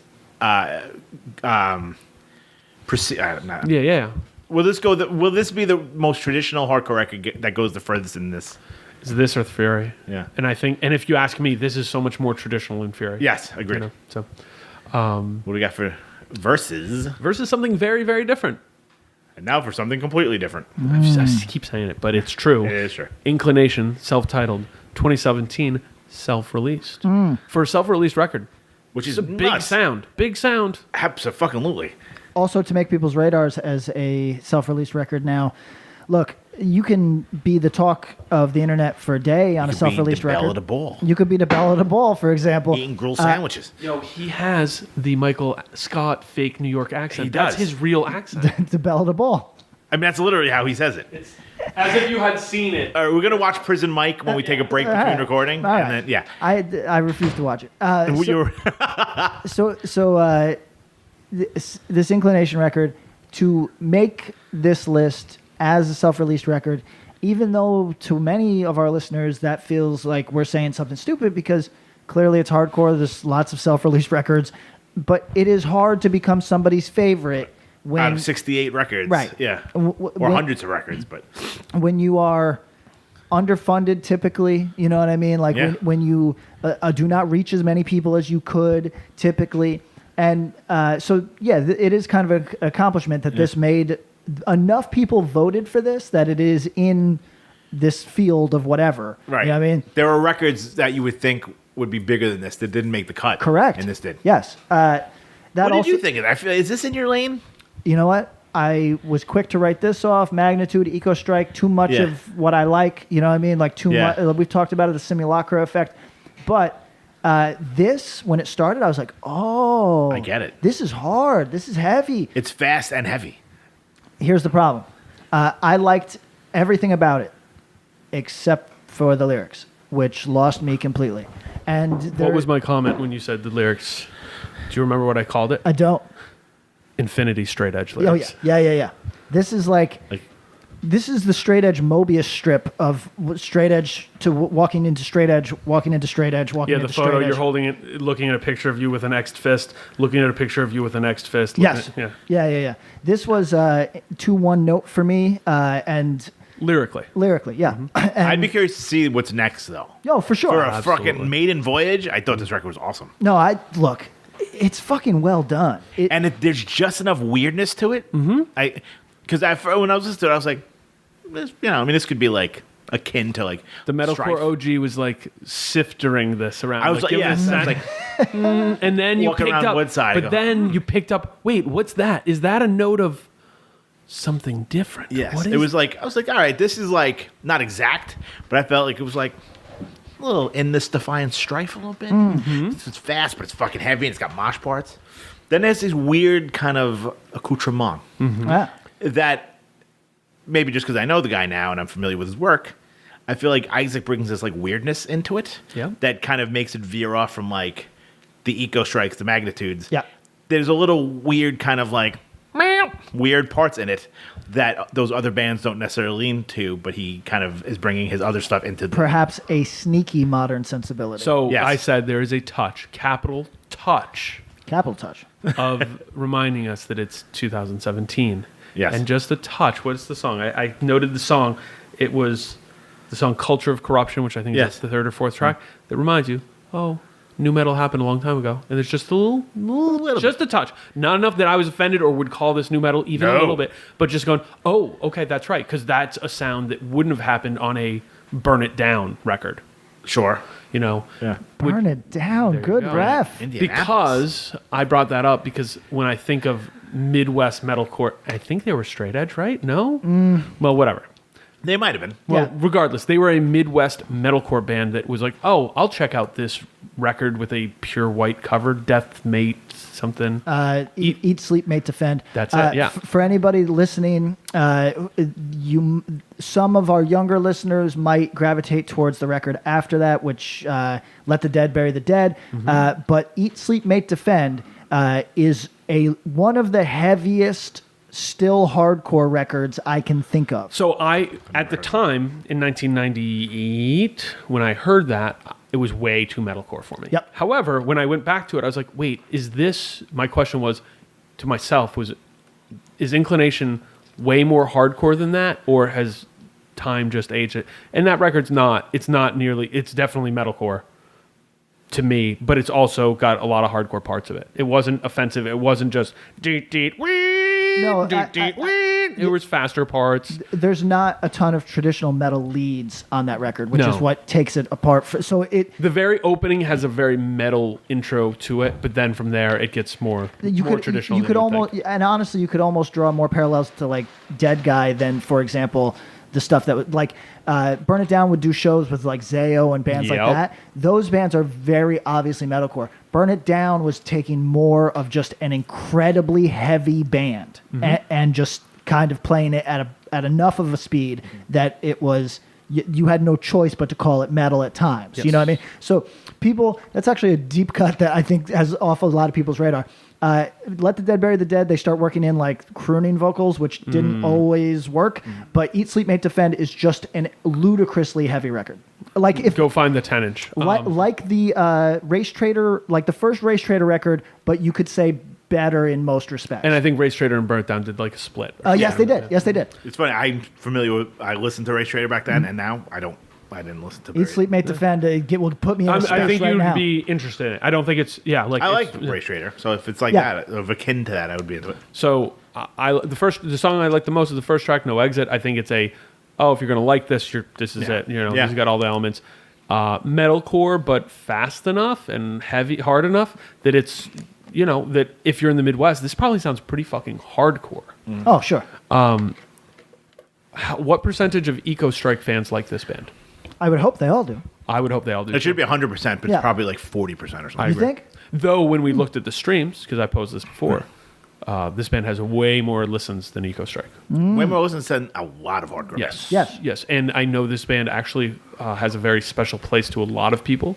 I believe they're actually playing a memorial show for somebody from Central Canada. They're going up there because it was Wow. one of this guy's wishes. So when we get the info on that, we'll shout it out. Shout out to everybody involved with that. That's a really cool thing to do.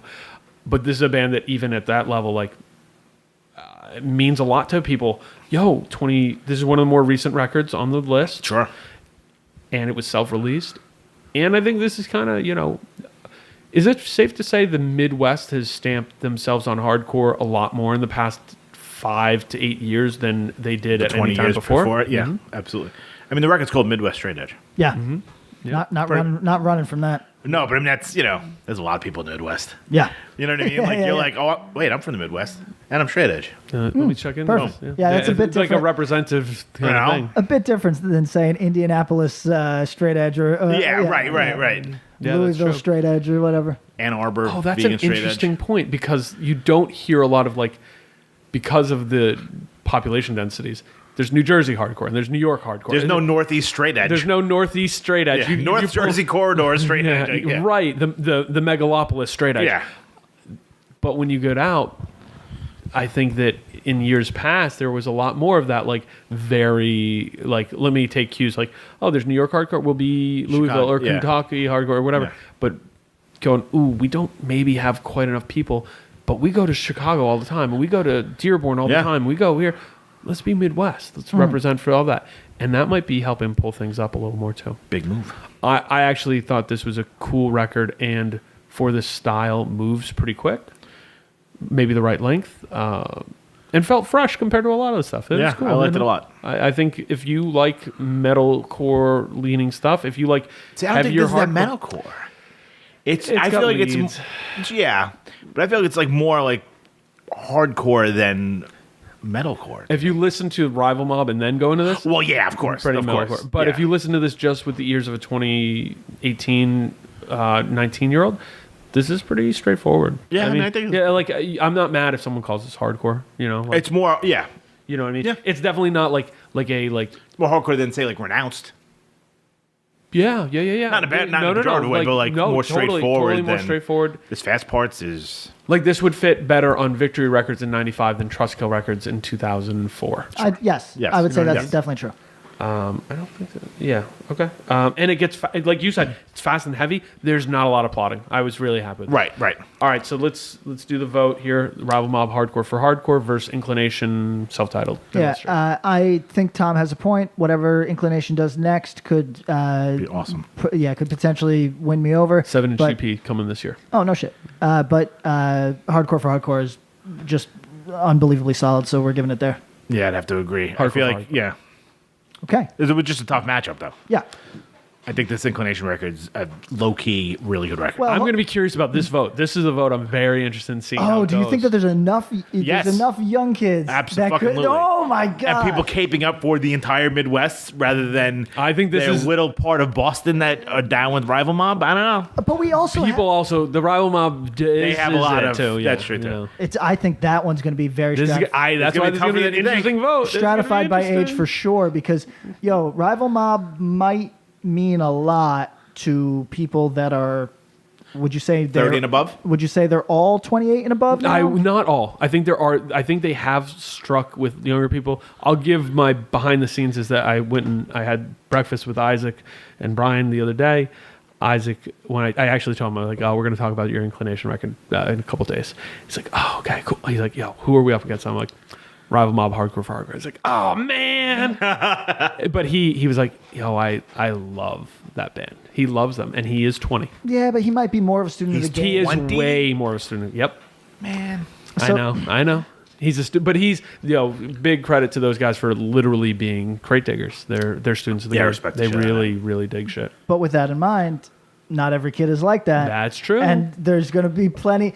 But you know what? Maybe this conversation a motivates fun people to conversation. really dive on both. And And I want to more speak to the. I think the young kid who loves Inclination is going to hear the Rival Mob record and have some interest in it because they're like, oh, this is whoa, okay. Snotty. Yeah. But I do encourage the Rival Mob listener, which is where I fall much more directly, to give an open ear to this Inclination record and be like, oh, what are the kids all about? Because this is one of those things that the kids are all about. what do we got? Final matchup. Oh, real? We're there already. We're there already. These Time things- flies when you're having fun. These Yeah. are breezy Clark Kellogg. conversations. Yeah, these are breezy conversations for us. One that maybe is bigger than people realize or give credit to. Harm's Way Isolation, 2011, closed casket activities. Quick note. Do you guys remember people named Dustin? Yeah. D? Me too. I don't think it happens anymore. I was thinking about how we call our buddy Dusty. Dustin Clouden. But Dustin was a name I remember. yeah, I no, knew for sure. Dustins. For Yeah. I don't see Everyone that name became anymore. Justin. It got just feel- down. yeah. There was a lot of Justins, but Dustin was an alternate, and I'm not seeing it. So I like for my comic books, I like my protagonists to be, and this is just a weird. People can accuse me of fetishizing if they want. I just like Indian people. Does that make sense? I just Okay. like the subcontinent of India. Yes, I just okay. really do. The Caucasus. So a lot of my protagonists are Indian or of Indian descent or whatever, right? And- There's several billion, so okay, yeah, right. that works. And well, that's another thing, right? Is that, so when I've gone through all my Indian friends' names when I'm naming characters now. So now I'm like actually actively looking at Indian Right. names, right? Hindu names, and like there's some fucking lit fucking Hindu names Oh, that yeah. I feel like I hope that's the next wave because like So you don't want the reach back to like the Caucasus Wonder Bread names like Dustin? no Dustins, No Johns or like. oh, you John want like is over. No You want, Pats, like- Bobs, or Toms? no. You want like a Raj? Yeah. Oh, that's a good name. A joy? That's a fucking sick name. Joy is- A joy. It's just the word, Joy. the letter A-J-O-Y. Is that Great a name. man or a woman's name? That's a man. Well, typically a man's name. Man's I name. guess Yeah. 2019 Could be anything, Yeah, yeah. It feels but- good saying that But too. well, look for any listener that is behind on shit, sees things through an old person lens, whatever. I'm not going to lecture you. I'm just going to say that I think we can all agree that genderizing names was probably a stupid move on the culture's part, and Yep. I say this because my mom's name's Rusty. I thought that was a woman's name my whole life. Like I had never thought of names like that necessarily. name Rusty, by the way. And I think Kelly as a man's name is a great fucking like. There's so when I was I also like the name Skid, so yeah, whatever. there you go. Well, but a So your joy. mother's given name is Rusty? That's her government name. She was like short for like Rustin? It is short for nothing. Just Rusty. Is Rusty. I thought Love it. that was a common woman's name growing up because that was my mother's name. And then every other Rusty you met had like a handlebar mustache. You're yes. like, wait a minute. Yeah. Well, my mother was actually. She have red hair? She does not. Ever? No. Don't think I ever told this story on this podcast. My mother was drafted because her name is Rusty. She had to go down When to you the get draft drafted. board. No and way. say, hey, I'm quite clearly an 18-year-old girl. To my knowledge, you're not accepting 18-year-old girls. So like, but she Get was me off this drafted. draft list. Yeah, get me off this draft list. Wow. I So cool names. Don't Would want yeah. to die that in the jungle. be Vietnam? That was Vietnam. Wow. So props to you for looking into a lot of different names. You're running low. You're gonna throw out a Dustin. Well, so okay. I think genderizing names was a mistake. And who thought the idea for us to shorten our names? Like I think all three of us have more. There's a lot more prestige on our formal name than Patrick Tom, White. Pat, and Bob. Oh God. Thomas, Robert, and Patrick. Tom, Pat, and Bob sound like some respect on my name. not that there's anything wrong with doing a YouTube where we teach small engine repair. That would actually be pretty profitable, and we should look into it. His father's doing it for vintage BMW motorcycles. Does he have a 3-syllable name? Will William. or William. William, it was really nothing. So here's the thing. But that's what that sounds like. Our short names sound like we're doing small engine repair. You know what I mean? Our full names sound like we're CPAs. Full name, Yeah, full yeah. name CPAs, or we're doing some lit classes. Yeah. Yeah. Not litty classes. So how'd we get the fuck there? Oh, I just like Indian names. And Dustin. Is I like how Indian names. I sent us Dustin, on a because move. So of closed casket. Right. So I'll take a joy. I'll take a Tangent Man. joy. I'll take a joy over Dustin any day. I would love a Joy. It's a great name. A joy's nice. Who doesn't want some a Joy? And I think it literally actually has to do with With like joy. happiness. Yeah. Oh, that's beautiful. Like an almond joy too. Yeah. I like an almond joy. Dude. There you go. Every once in a while. I haven't had one in 20 years. But Vegan they sound version, I appealing. bet, would be rad. They make them. Yeah. it's a dark chocolate. They with the have those, coconut and but they're almond. not almond joys. Some of the vegan places have like the knockoffs. So they have like a Three Musketeer or like a Milky Way, but they're called like Midnight. Yo, so let's talk But about they're that. like yay big and they're like $4. But if you're really feeding for a piece of chocolate like that, they have them. As motherfuckers that will eat things, although I'm often impressed with what you guys will not eat. You know what I mean? Like, because I'll be like, oh, well, you guys tell me what Bob, tell me what Arby's is like. And you look at me like, is there something wrong with me? like, Why what would do you you- ask what- me that? yeah. You know what I mean? But like, as people that would fuck with the Three Musketeers bar, where does that rank? Yo, it's good. I don't eat them often. Most candy bars, I don't. I'm Kit Kat is my go-to. Yeah. See, that's Do fascinating. you go Big because- Cat or you go No, 4? I go standard because Alright. I like to the You like to share 'em? No, fuck. Break I go me off a king piece size. of that fancy feast. He doesn't know. Oh, God damn it. So my move is, and I found out that Kim Kardashian eats them very much like me when I watched the Kourtney Kardashian explaining porn? how to eat a Kit Kat. No, it's good though. You eat the chocolate off each end, and then nibble the chocolate off the sides. Now, the move the Kardashians do that I don't. I just then eat it from there like a wafer. It's really good. They split up the wafer, rip the top off, and rip the bottom off, and then eat the center wafer and say that's the best. I like the top and bottom. Really Too much good. work. Yeah, it's a lot of ritual. Three Musketeer is very good. Okay. It is considered a lower level candy bar. Right. I think it's an older style candy Yeah, bar. for sure. But if you eat a Three Musketeer bar once a year, you have a fond feeling for it. If you're eating them all the time, you're bored. You have diabetes. Bland. Yeah, and they're bland. You got to go Snickers if you're eating a true classical Kit Kat bar or classical candy bar for a long All time. right. So, in the Mars family. so pardon my ignorance on this subject. Do they still make Fifth Avenue? Yep. Yes. I was a Fifth Avenue man. Wow. You know what I mean? What were your feelings on like whatchamacallit? Whatchamacallit? Okay, this is gonna That's got to be at the end. about of the, that's gotta 100 be your grand? last. I was just about to stage. say this makes me sound I 10,000 know. years old. Because we all are. Whatchamacallit was too new school for me. I know. So it was for me too. But I was wondering if that would have fallen because if Fifth Avenue's that's a cousin. That's a closer relative to a whatchamacallit than say a Snickers or even beyond yeah. that. Well- Three Musketeers is like, what if we put one thing in chocolate? Right? Yeah, yeah. But Then well, then it's like what is it? It's Milky Way. Is like what about Nuke. two things? Well, What and then Snickers bar is like two things plus nuts. Whoa! Yeah, I feel like Mind you blown. can get like the fucking Fifth Avenue bar at like the 5 and dime. Like you get them at Woolworths. I mean, That's how old they are. Okay, well, so I remember Fifth Avenue being the upgrade from a Butterfinger. Like a Zagnut? Come No, on, from man. a Butterfinger. Oh, I used to fuck with when I was a little kid. I would fuck with those. What are those ones that hurt your teeth? That All of them. no. They're like if you try eating them without Yeah. freezing them, they stretch forever. What are those? Laffy Taffy. No. But that's similar. It's a chocolate one that Yeah. pulls. It's Fuck. they're in the Malomar family. Yes. actually, They are in the Malamar family. Fuck yeah. I'm we'll going to dig in. Google disgusting candy bars and see what we get. You should just Disgusting Google old candy old bars. candy bars. I told you, you want a name drop. I think I mentioned this on this podcast. Did I tell you I met the foremost authority on American candy? No, who? He's like a dude that's like 40, but he has dedicated his life. You see him on all these documentaries and shit. So if you're watching like the History Channel or the Food Channel and they're talking about candy, they cut to a dude that looks like he like goes to open mic nights and plays guitar. Oh, wow. And I just happened to be sitting across from him in a waiting room, and we're just talking.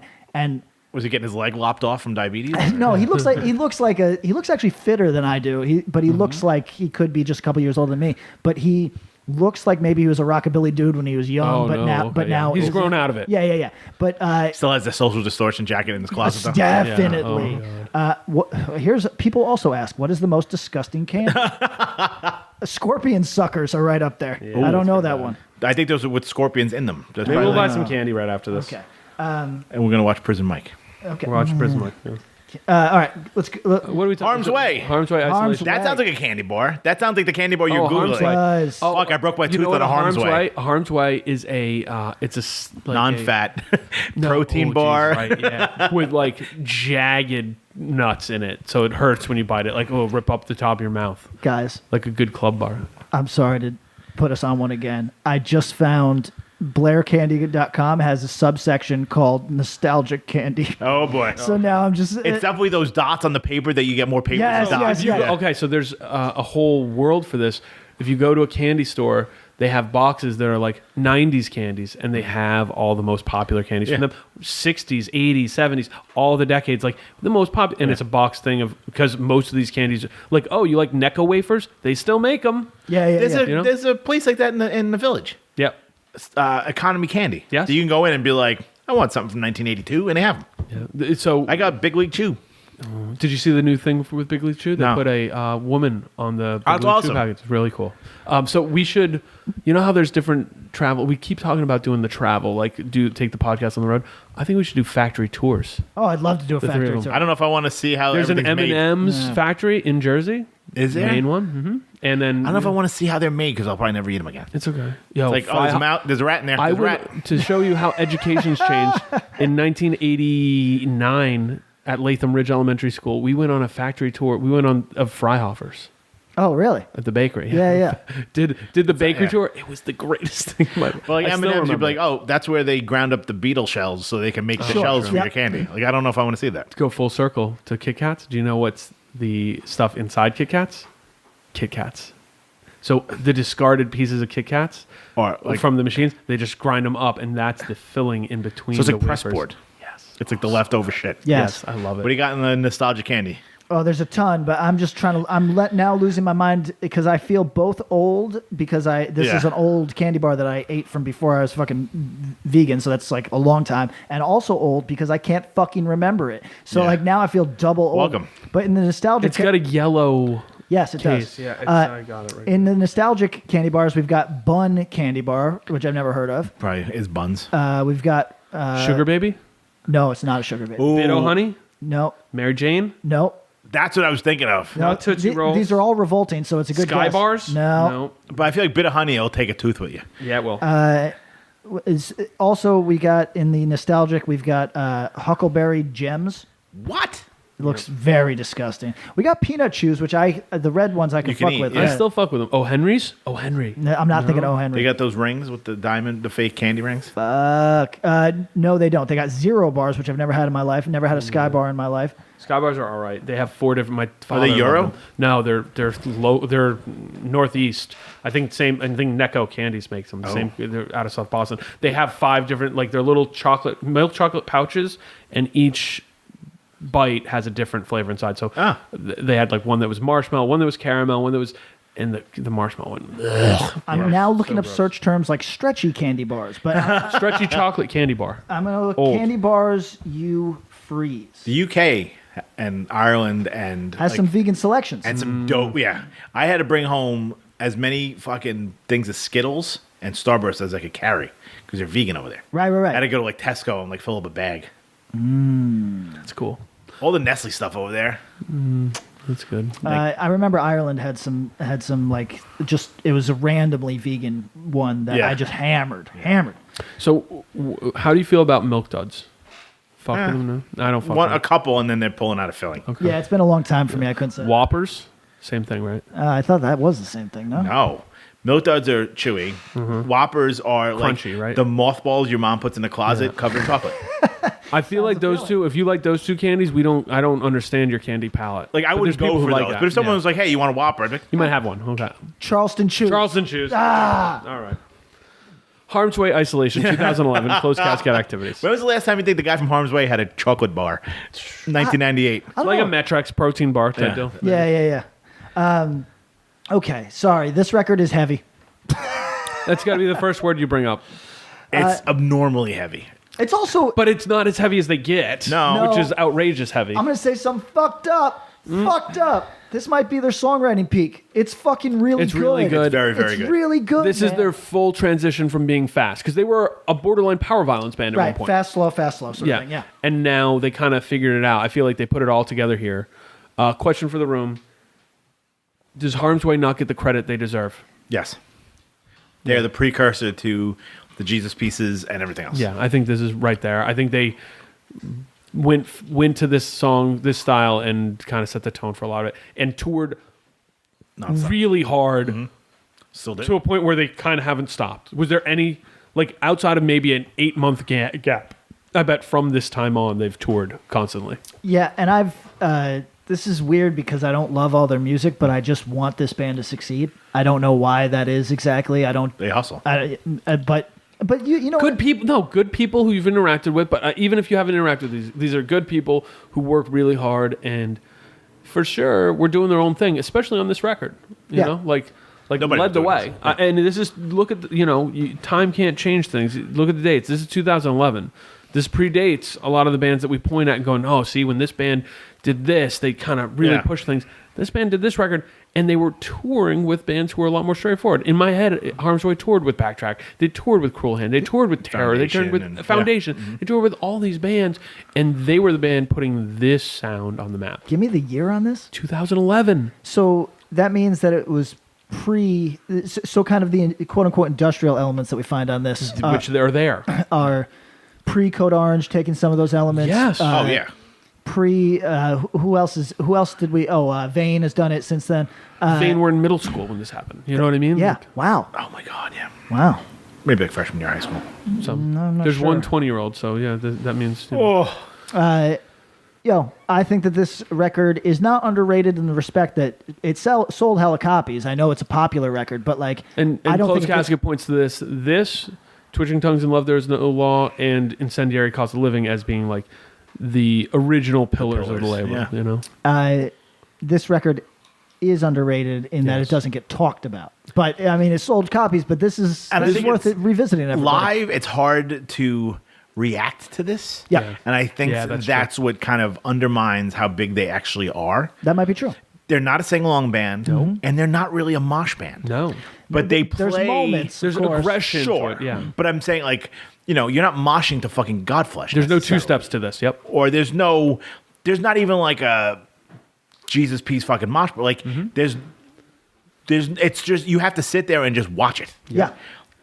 Which I think in this day and age, it's kind of undermines. Like you go, oh, nobody likes this band because no one's moshing. The live singing reactions along. because it's this is an angular fit for any sort of live reaction because this music when it's fast it's that like borderline power violence where it's just kids running around Yeah. like spazzing out to heaviness that is essentially headbang like stand there and bang to it and maybe then there's some parts that are live mosh parts but not much. Yeah, nobody So- moshes to Neurosis. those are styles that don't gel, but they still have been relentless about the way they go out live. I'm gonna. 100%, yeah. I'm gonna speculate something. And Harm's Way dudes, you can write us and tell us if this is true or not. If you're a Harm's Way fan, I think that they would prefer you fill out the front of the room and Yes. bang your head Yeah. rather than create a horseshoe because you're scared of getting hurt. For which this band does not motivate people to dance in like That as way. often. Yeah. So like you're just dealing with an empty space with people nervous that they're going to be hit. Which makes it worse. And not bobbing their head. If this band would be, I'm going to guess, they could correct us if we're wrong, this band would be very satisfied by people filling out that space and banging their fucking No one heads. moshing, no one doing To anything. go in our old bag, you know how they had for like Nintendo era, there were books that were like cheats, hints, and tricks Yep. books. This one's right in their first chapter. Guess what? If everyone was standing up front, the moshermen wouldn't be able to push you out of the way, and they'd just be forced to go back. And they can have their pit behind you, and it would be hokey. But if Harm's Way was like, yo, move up front and bang your head. That is a lot more fun. Move up front and bang your head. Someone get up here and jump off the stage and roll around. Fucking do it. Make this Have fun. band the next Neurosis in that respect. That'd be so nice, everybody. I think it'd be really nice for them. Yeah. And I think that the material from here leads into what they do after, blah, blah, blah. I think you see the roots of it, but I also think this is their peak. Songwriting so far. Yeah. So far, and they're going to a different space. So I'm a believer in the long term on bands and seeing how their music develops, and you should be able to see some through threads. That's a sign of good songwriting, cohesiveness. This is a cool record. Agreed. Okay. Up against? Tom, anything else on that? I don't want to. No. I mean, I think they're incredibly heavy, and I think it's like I said, it's hard to kind of gauge that in a live setting because they're playing hardcore shows, and if you're playing with backtrack and there's 100 kids up front singing along, if you don't get that same reaction, you look like nobody cares. Yeah. But meanwhile, there could be fucking 400 kids waiting to watch your band play, but if they're not interacting with you, just because there's a hard band to interact with. Yeah. And I think this is meant with no disrespect. I actually love this band on record. Yeah. Oh, no, for sure. Like, I think maybe more than live because I feel think like the you're right. live set is weird. They sound incredible. Yep. But the lack of it makes a dude being in a band makes me feel awkward because it's like, fuck, you guys are like killing it, and there's nothing's happening. Because the expectation is the wrong expectation. The expectation for this band should be everyone up front excited to watch it and see it and experience it and feel just that feel flow it. off of it. Right. Like Neurosis. Smack the stage. Yes. Right. Neurosis is such a good Incredibly heavy, and it's just like Converge is a good comp to this because Yeah. there's a lot of people who are going to Converge show who aren't moshing. They're there to be there, and that's what Harm's Ways should be in placement. And to put the expectation that it's like, oh, people are going to mosh, and it's like, that's tough. That puts a tough onus on them for live set song selection too. Yeah. All right, that's a really good way to put it because I think I enjoy it much more. right, and that's usually not the case. I feel like most bands are way better, and they're fantastic live, but I feel like they're a more engaging listen on record. Yeah. Yeah. Minus. Self-titled 2013 Triple B Records. Another Triple B. Yeah. I didn't know shit about this except that it hangs in a position of prominence in Taylor Young's studio. Okay, so let me give some of the mechanicals and then we can dive on in. Singer also sings in the band Fell to Low. Oh. Travis. Oh. I think his lyricals are better than people would give him for this style of 100%. band. Also features members from Violation and members of Downpresser in the band. So singer of Downpresser, I believe, played on this record. So they fall kind of into that Downpresser, post-Violation, California in the early 2010s range. Toured a little bit, but not a ton, and did an EP, and actually have a new record coming out pretty soon. I messaged Taylor because I said, what is going on with the production on this record? Because I don't love it. And I saw who the engineer was on it. It's Taylor. I was like, whoa. And he's like, oh, it was done very intentionally for this sound. Sounds pretty raw. I don't think it totally hits, but it was very intentional. For some reason, this record really stuck with me in a way. I had never really listened to this full length like this with a deep dive, and I enjoyed it. I had a good time listening to it. I like the first thought I had was that it reminded me of Blacklisted. Yes. I don't know if it was intentional or they're pulling from the same well. They might have. I mean, I think it might be 2013. Fucking. I think it's pulling a little Blacklisted's been around Blacklisted. for a minute. I You know think what it's pulling from Blacklisted. But I thought it was really well done. But like we were talking about it earlier in our pre-production meeting. Yes. The 2 minute, aka the 2 minutes before they smack hands and it's blacklisted through. But now that you mentioned those other bands, now it makes sense. It's like blacklisted through a downpresser filter. Yep. That kind of makes sense. That's it's like a Modern heavier California yeah. heavy. Yeah. Without getting too metal. No, No metal on this. No. But how but- Blacklisted's a fucking heavy band. Yeah. Even though they're nowhere near metal. I heard a lot of Blacklisted in the drumming and when they would speed it up a bit. Yes. And I was like, oh, and some of the guitar tones, I was like, oh, I hear it. Yeah. The downpresser connection, even if it's not the primary songwriter, Makes sense. It makes a lot of sense to me. That's what this really felt like to me. It felt like California in that lane. Uh-huh, You know what I mean? sure. And I had no serviceable grievance against this record. It just did not strike me in the way that I was hoping. I caught a lot more, like, with a name like Minus, I think you're thinking real, like, heavy and hard, New York hardcore. I didn't hear a ton. It's not like this is a Marauder tribute record. You could see this band covering Marauder, sure. But there was a brightness to it that I also, from their imagery, I didn't expect. Definitely an angry record, but some up-tempo, you know?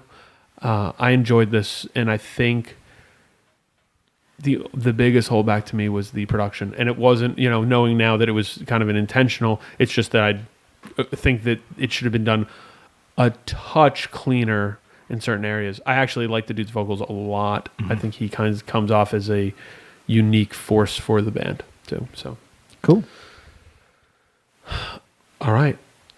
Vote is Harm's Way Isolation up against Minus self-titled. And a Zagnut bar. And a Zagnut. Who's the Zagnut and who is the O. Henry on this? Oh, that's rough. I don't know. I haven't had either of those in so long and they're not. I don't know the if I've most ever had an memorable- O. Henry. They're not the most memorable. You know what? candies. Let's give Harm's Way Isolation an O. Henry because I don't think we just don't know how to enjoy it, much like many people aren't enjoying Harm's Way right in the live setting. So they're the O. Henry. And Minus is a Zagnut because, you know, Zagnut. Okay. Because it's fun to say. And an It's fun to say Minus. Minus is a great band name. It's a great band name. What about an Abba Zaba? Great name. Better name than Is that an taste. Anthony Kiedis lyric? No, I think it's a. candy. I think it's like An a. Abba Zaba. I think it's like a Abba Zaba. West Coast Laffy Taffy. Yeah. Is that right? Maybe. Abba Zaba. Abba Dabba Zuba. I think California. Abba Dabba Zuba. so. You're More big. Anthony Kiedis. All right, so Yeah. you're big on Red Vines, right? I am. Yeah. You fuck with Red Vines over Twizzler. No doubt. That is a very West Coast perspective. Rachel's obsessed with Red Vines. Red Vines. Always has been. Red Vines. They're good. Clap. They clap. But you eat like the two of fucking- those, you're full Should for we the eat day. some Red Vines today? Can we get them around They, here? they fucking no, you can't. They clap the Twizzlers. Twizzlers dead in the street Damn. on my fucking. I am a Red Vine for life. Twizzlers are the Taco Bell of licorice, And this is but I Taco. love them. Oh. Red Vines are way closer to real licorice than like Del Taco would Yeah, be like it's if closer. Red Vines Del Taco's not closer to Mexican food than Taco Bell is. You know what I Yeah, mean? sure, They're sure, just sure. different versions. Got it. Red Vines are actually sort of close to real licorice. Closer. So when we have our picnic, But I love Twizzlers. our California picnic at some point this year, Red Vines all the way. Red Vines as straws. Yeah. Oh Yeah, yeah. we'll have that for yes. sure. How about that? Yes. And you. Out of coconuts. Yes. Ah, everyone has to wear a shirt, a California shirt, like California- a Hawaiian shirt. Hawaiian shirts. Hawaii. Now it's taking Yo, California. Axel Grind Hawaii in California picnic. It's like a vegan luau. Like with Oh. a fake pig on a spit. I don't understand. It's not even a fake pig. It's a tofu. pig It's a dressed cube of up tofu. with a Hawaiian shirt, chilling because he ain't on the yeah, spit. true, fair. carnivores that are listening to this. Write us and let us know if there's any non-cultural value to cooking something underground. Like if it actually cooks better, or if there's a reason why people do that. Because they cook the pig underground, right? Do they? I think you like You I'm from dig a Brooklyn. pit. you dig a pit, Yeah. right? But don't you like? I think it's I eat more. ham I think it's sandwiches more back in the to day. do with temperature and the kind of Pat's blocking the wind. YouTube in this. yeah. I mean, I'm just All right, so Harm's Way Isolation up against Minus self-titled. I thought it was tough, but I would probably go Harm's Way. I had, you know what? Damn. I enjoyed both records. Yeah, I have to think about it personally. Harm's Way stuck with me more immediately, but the overall vibe of Minus was something I was like, yeah. I'm going back and listening to this again. But the production bothered me. That I'm going Harm's Way Isolation. I'm going Harm's Way. Just I think this record's underrated as hell. It's underrated, even though it's not a small record. Yeah. Okay. There you go, Mosh Madness. But guess what? Our votes Don't count for shit. ain't shit. We ain't shit. What do Yeah. you got? You figured it out yet? I- Learning? I was learning the other day. Do you know what what is it? A A Zagnut? a jet oven? Is that what it is? Unfamiliar. So I'm not planning on being homeless, but I learned the other day. Preparation. I fell down a hole. You can make a stove for that. It'll cook everything you need, and you can run it on just kind of like Jet fuel? on refuse. No. Like It doesn't melt steel beams, so you're good. It won't melt steel beams. No dangers there. Too soon. Like little sticks. You can put little sticks Oh in yeah, there. like skewers. But it's all you need is $5 worth of Quickcrete. Yep. Maybe We're gonna warn Amelia. PVC piping that you could find anywhere. Yep. You know what I mean? And a Home Depot bucket. Yep. So like all in, you might be at $10 if you're not stealing essential items but you might be at $10, and you can make a stove, kind of like an oven-ish stove that is. I'll find out what the fuck. If anyone in the Northeast Corridor has buckets, let me know. We're always looking for them. Do you know how valuable buckets are to people in the contracting trade industries? Yeah. So valuable. Go through them. Go through them. That's why Home Depot always sells them. And everybody who's in that trade is like, fuck that. I don't want to buy those. Yeah, I'm going to buy plaster. Because everybody's finishing up with their tiling buckets. Everybody's finishing up with their paint buckets. So collect them. Send us emails at extragrindpodcast@gmail.com. Homemade rocket stove made out of Quickcrete. This is the podcast I was talking to you about. This is curating the internet, but it's more learning from the internet. Okay, I mean, I'm with that. I think it's good. Everybody Google making a rocket stove out of Quickcrete. You'll get a lot out of this. Tom, when they're done doing that, where can they find us online? At Extra Grindcast on Twitter. We have an Instagram account now? At Extra Grindcast. At Extra Grind Podcast. Extra Grind Podcast, because we can fit all the words. Yeah, they love it. Extra Grind Podcast at gmail.com. Bob knows the number, 732-443. 3887. Great job. Close. You were right there. I was Wow. close. You're learning. Give us a call. Yeah, we got some good Google voicemails. That's cool. Yeah. Facebook, Extra Grind Podcast. Find us Yeah. there. If you're one of the people who knows what a Zagnut bar is or an Abba Zaba, join Then the you group. definitely, yeah. Yep. That means you're already on Facebook because you're 90. And yeah, All right. Thank you for joining us. this has been Mosh Madness. Seize the day.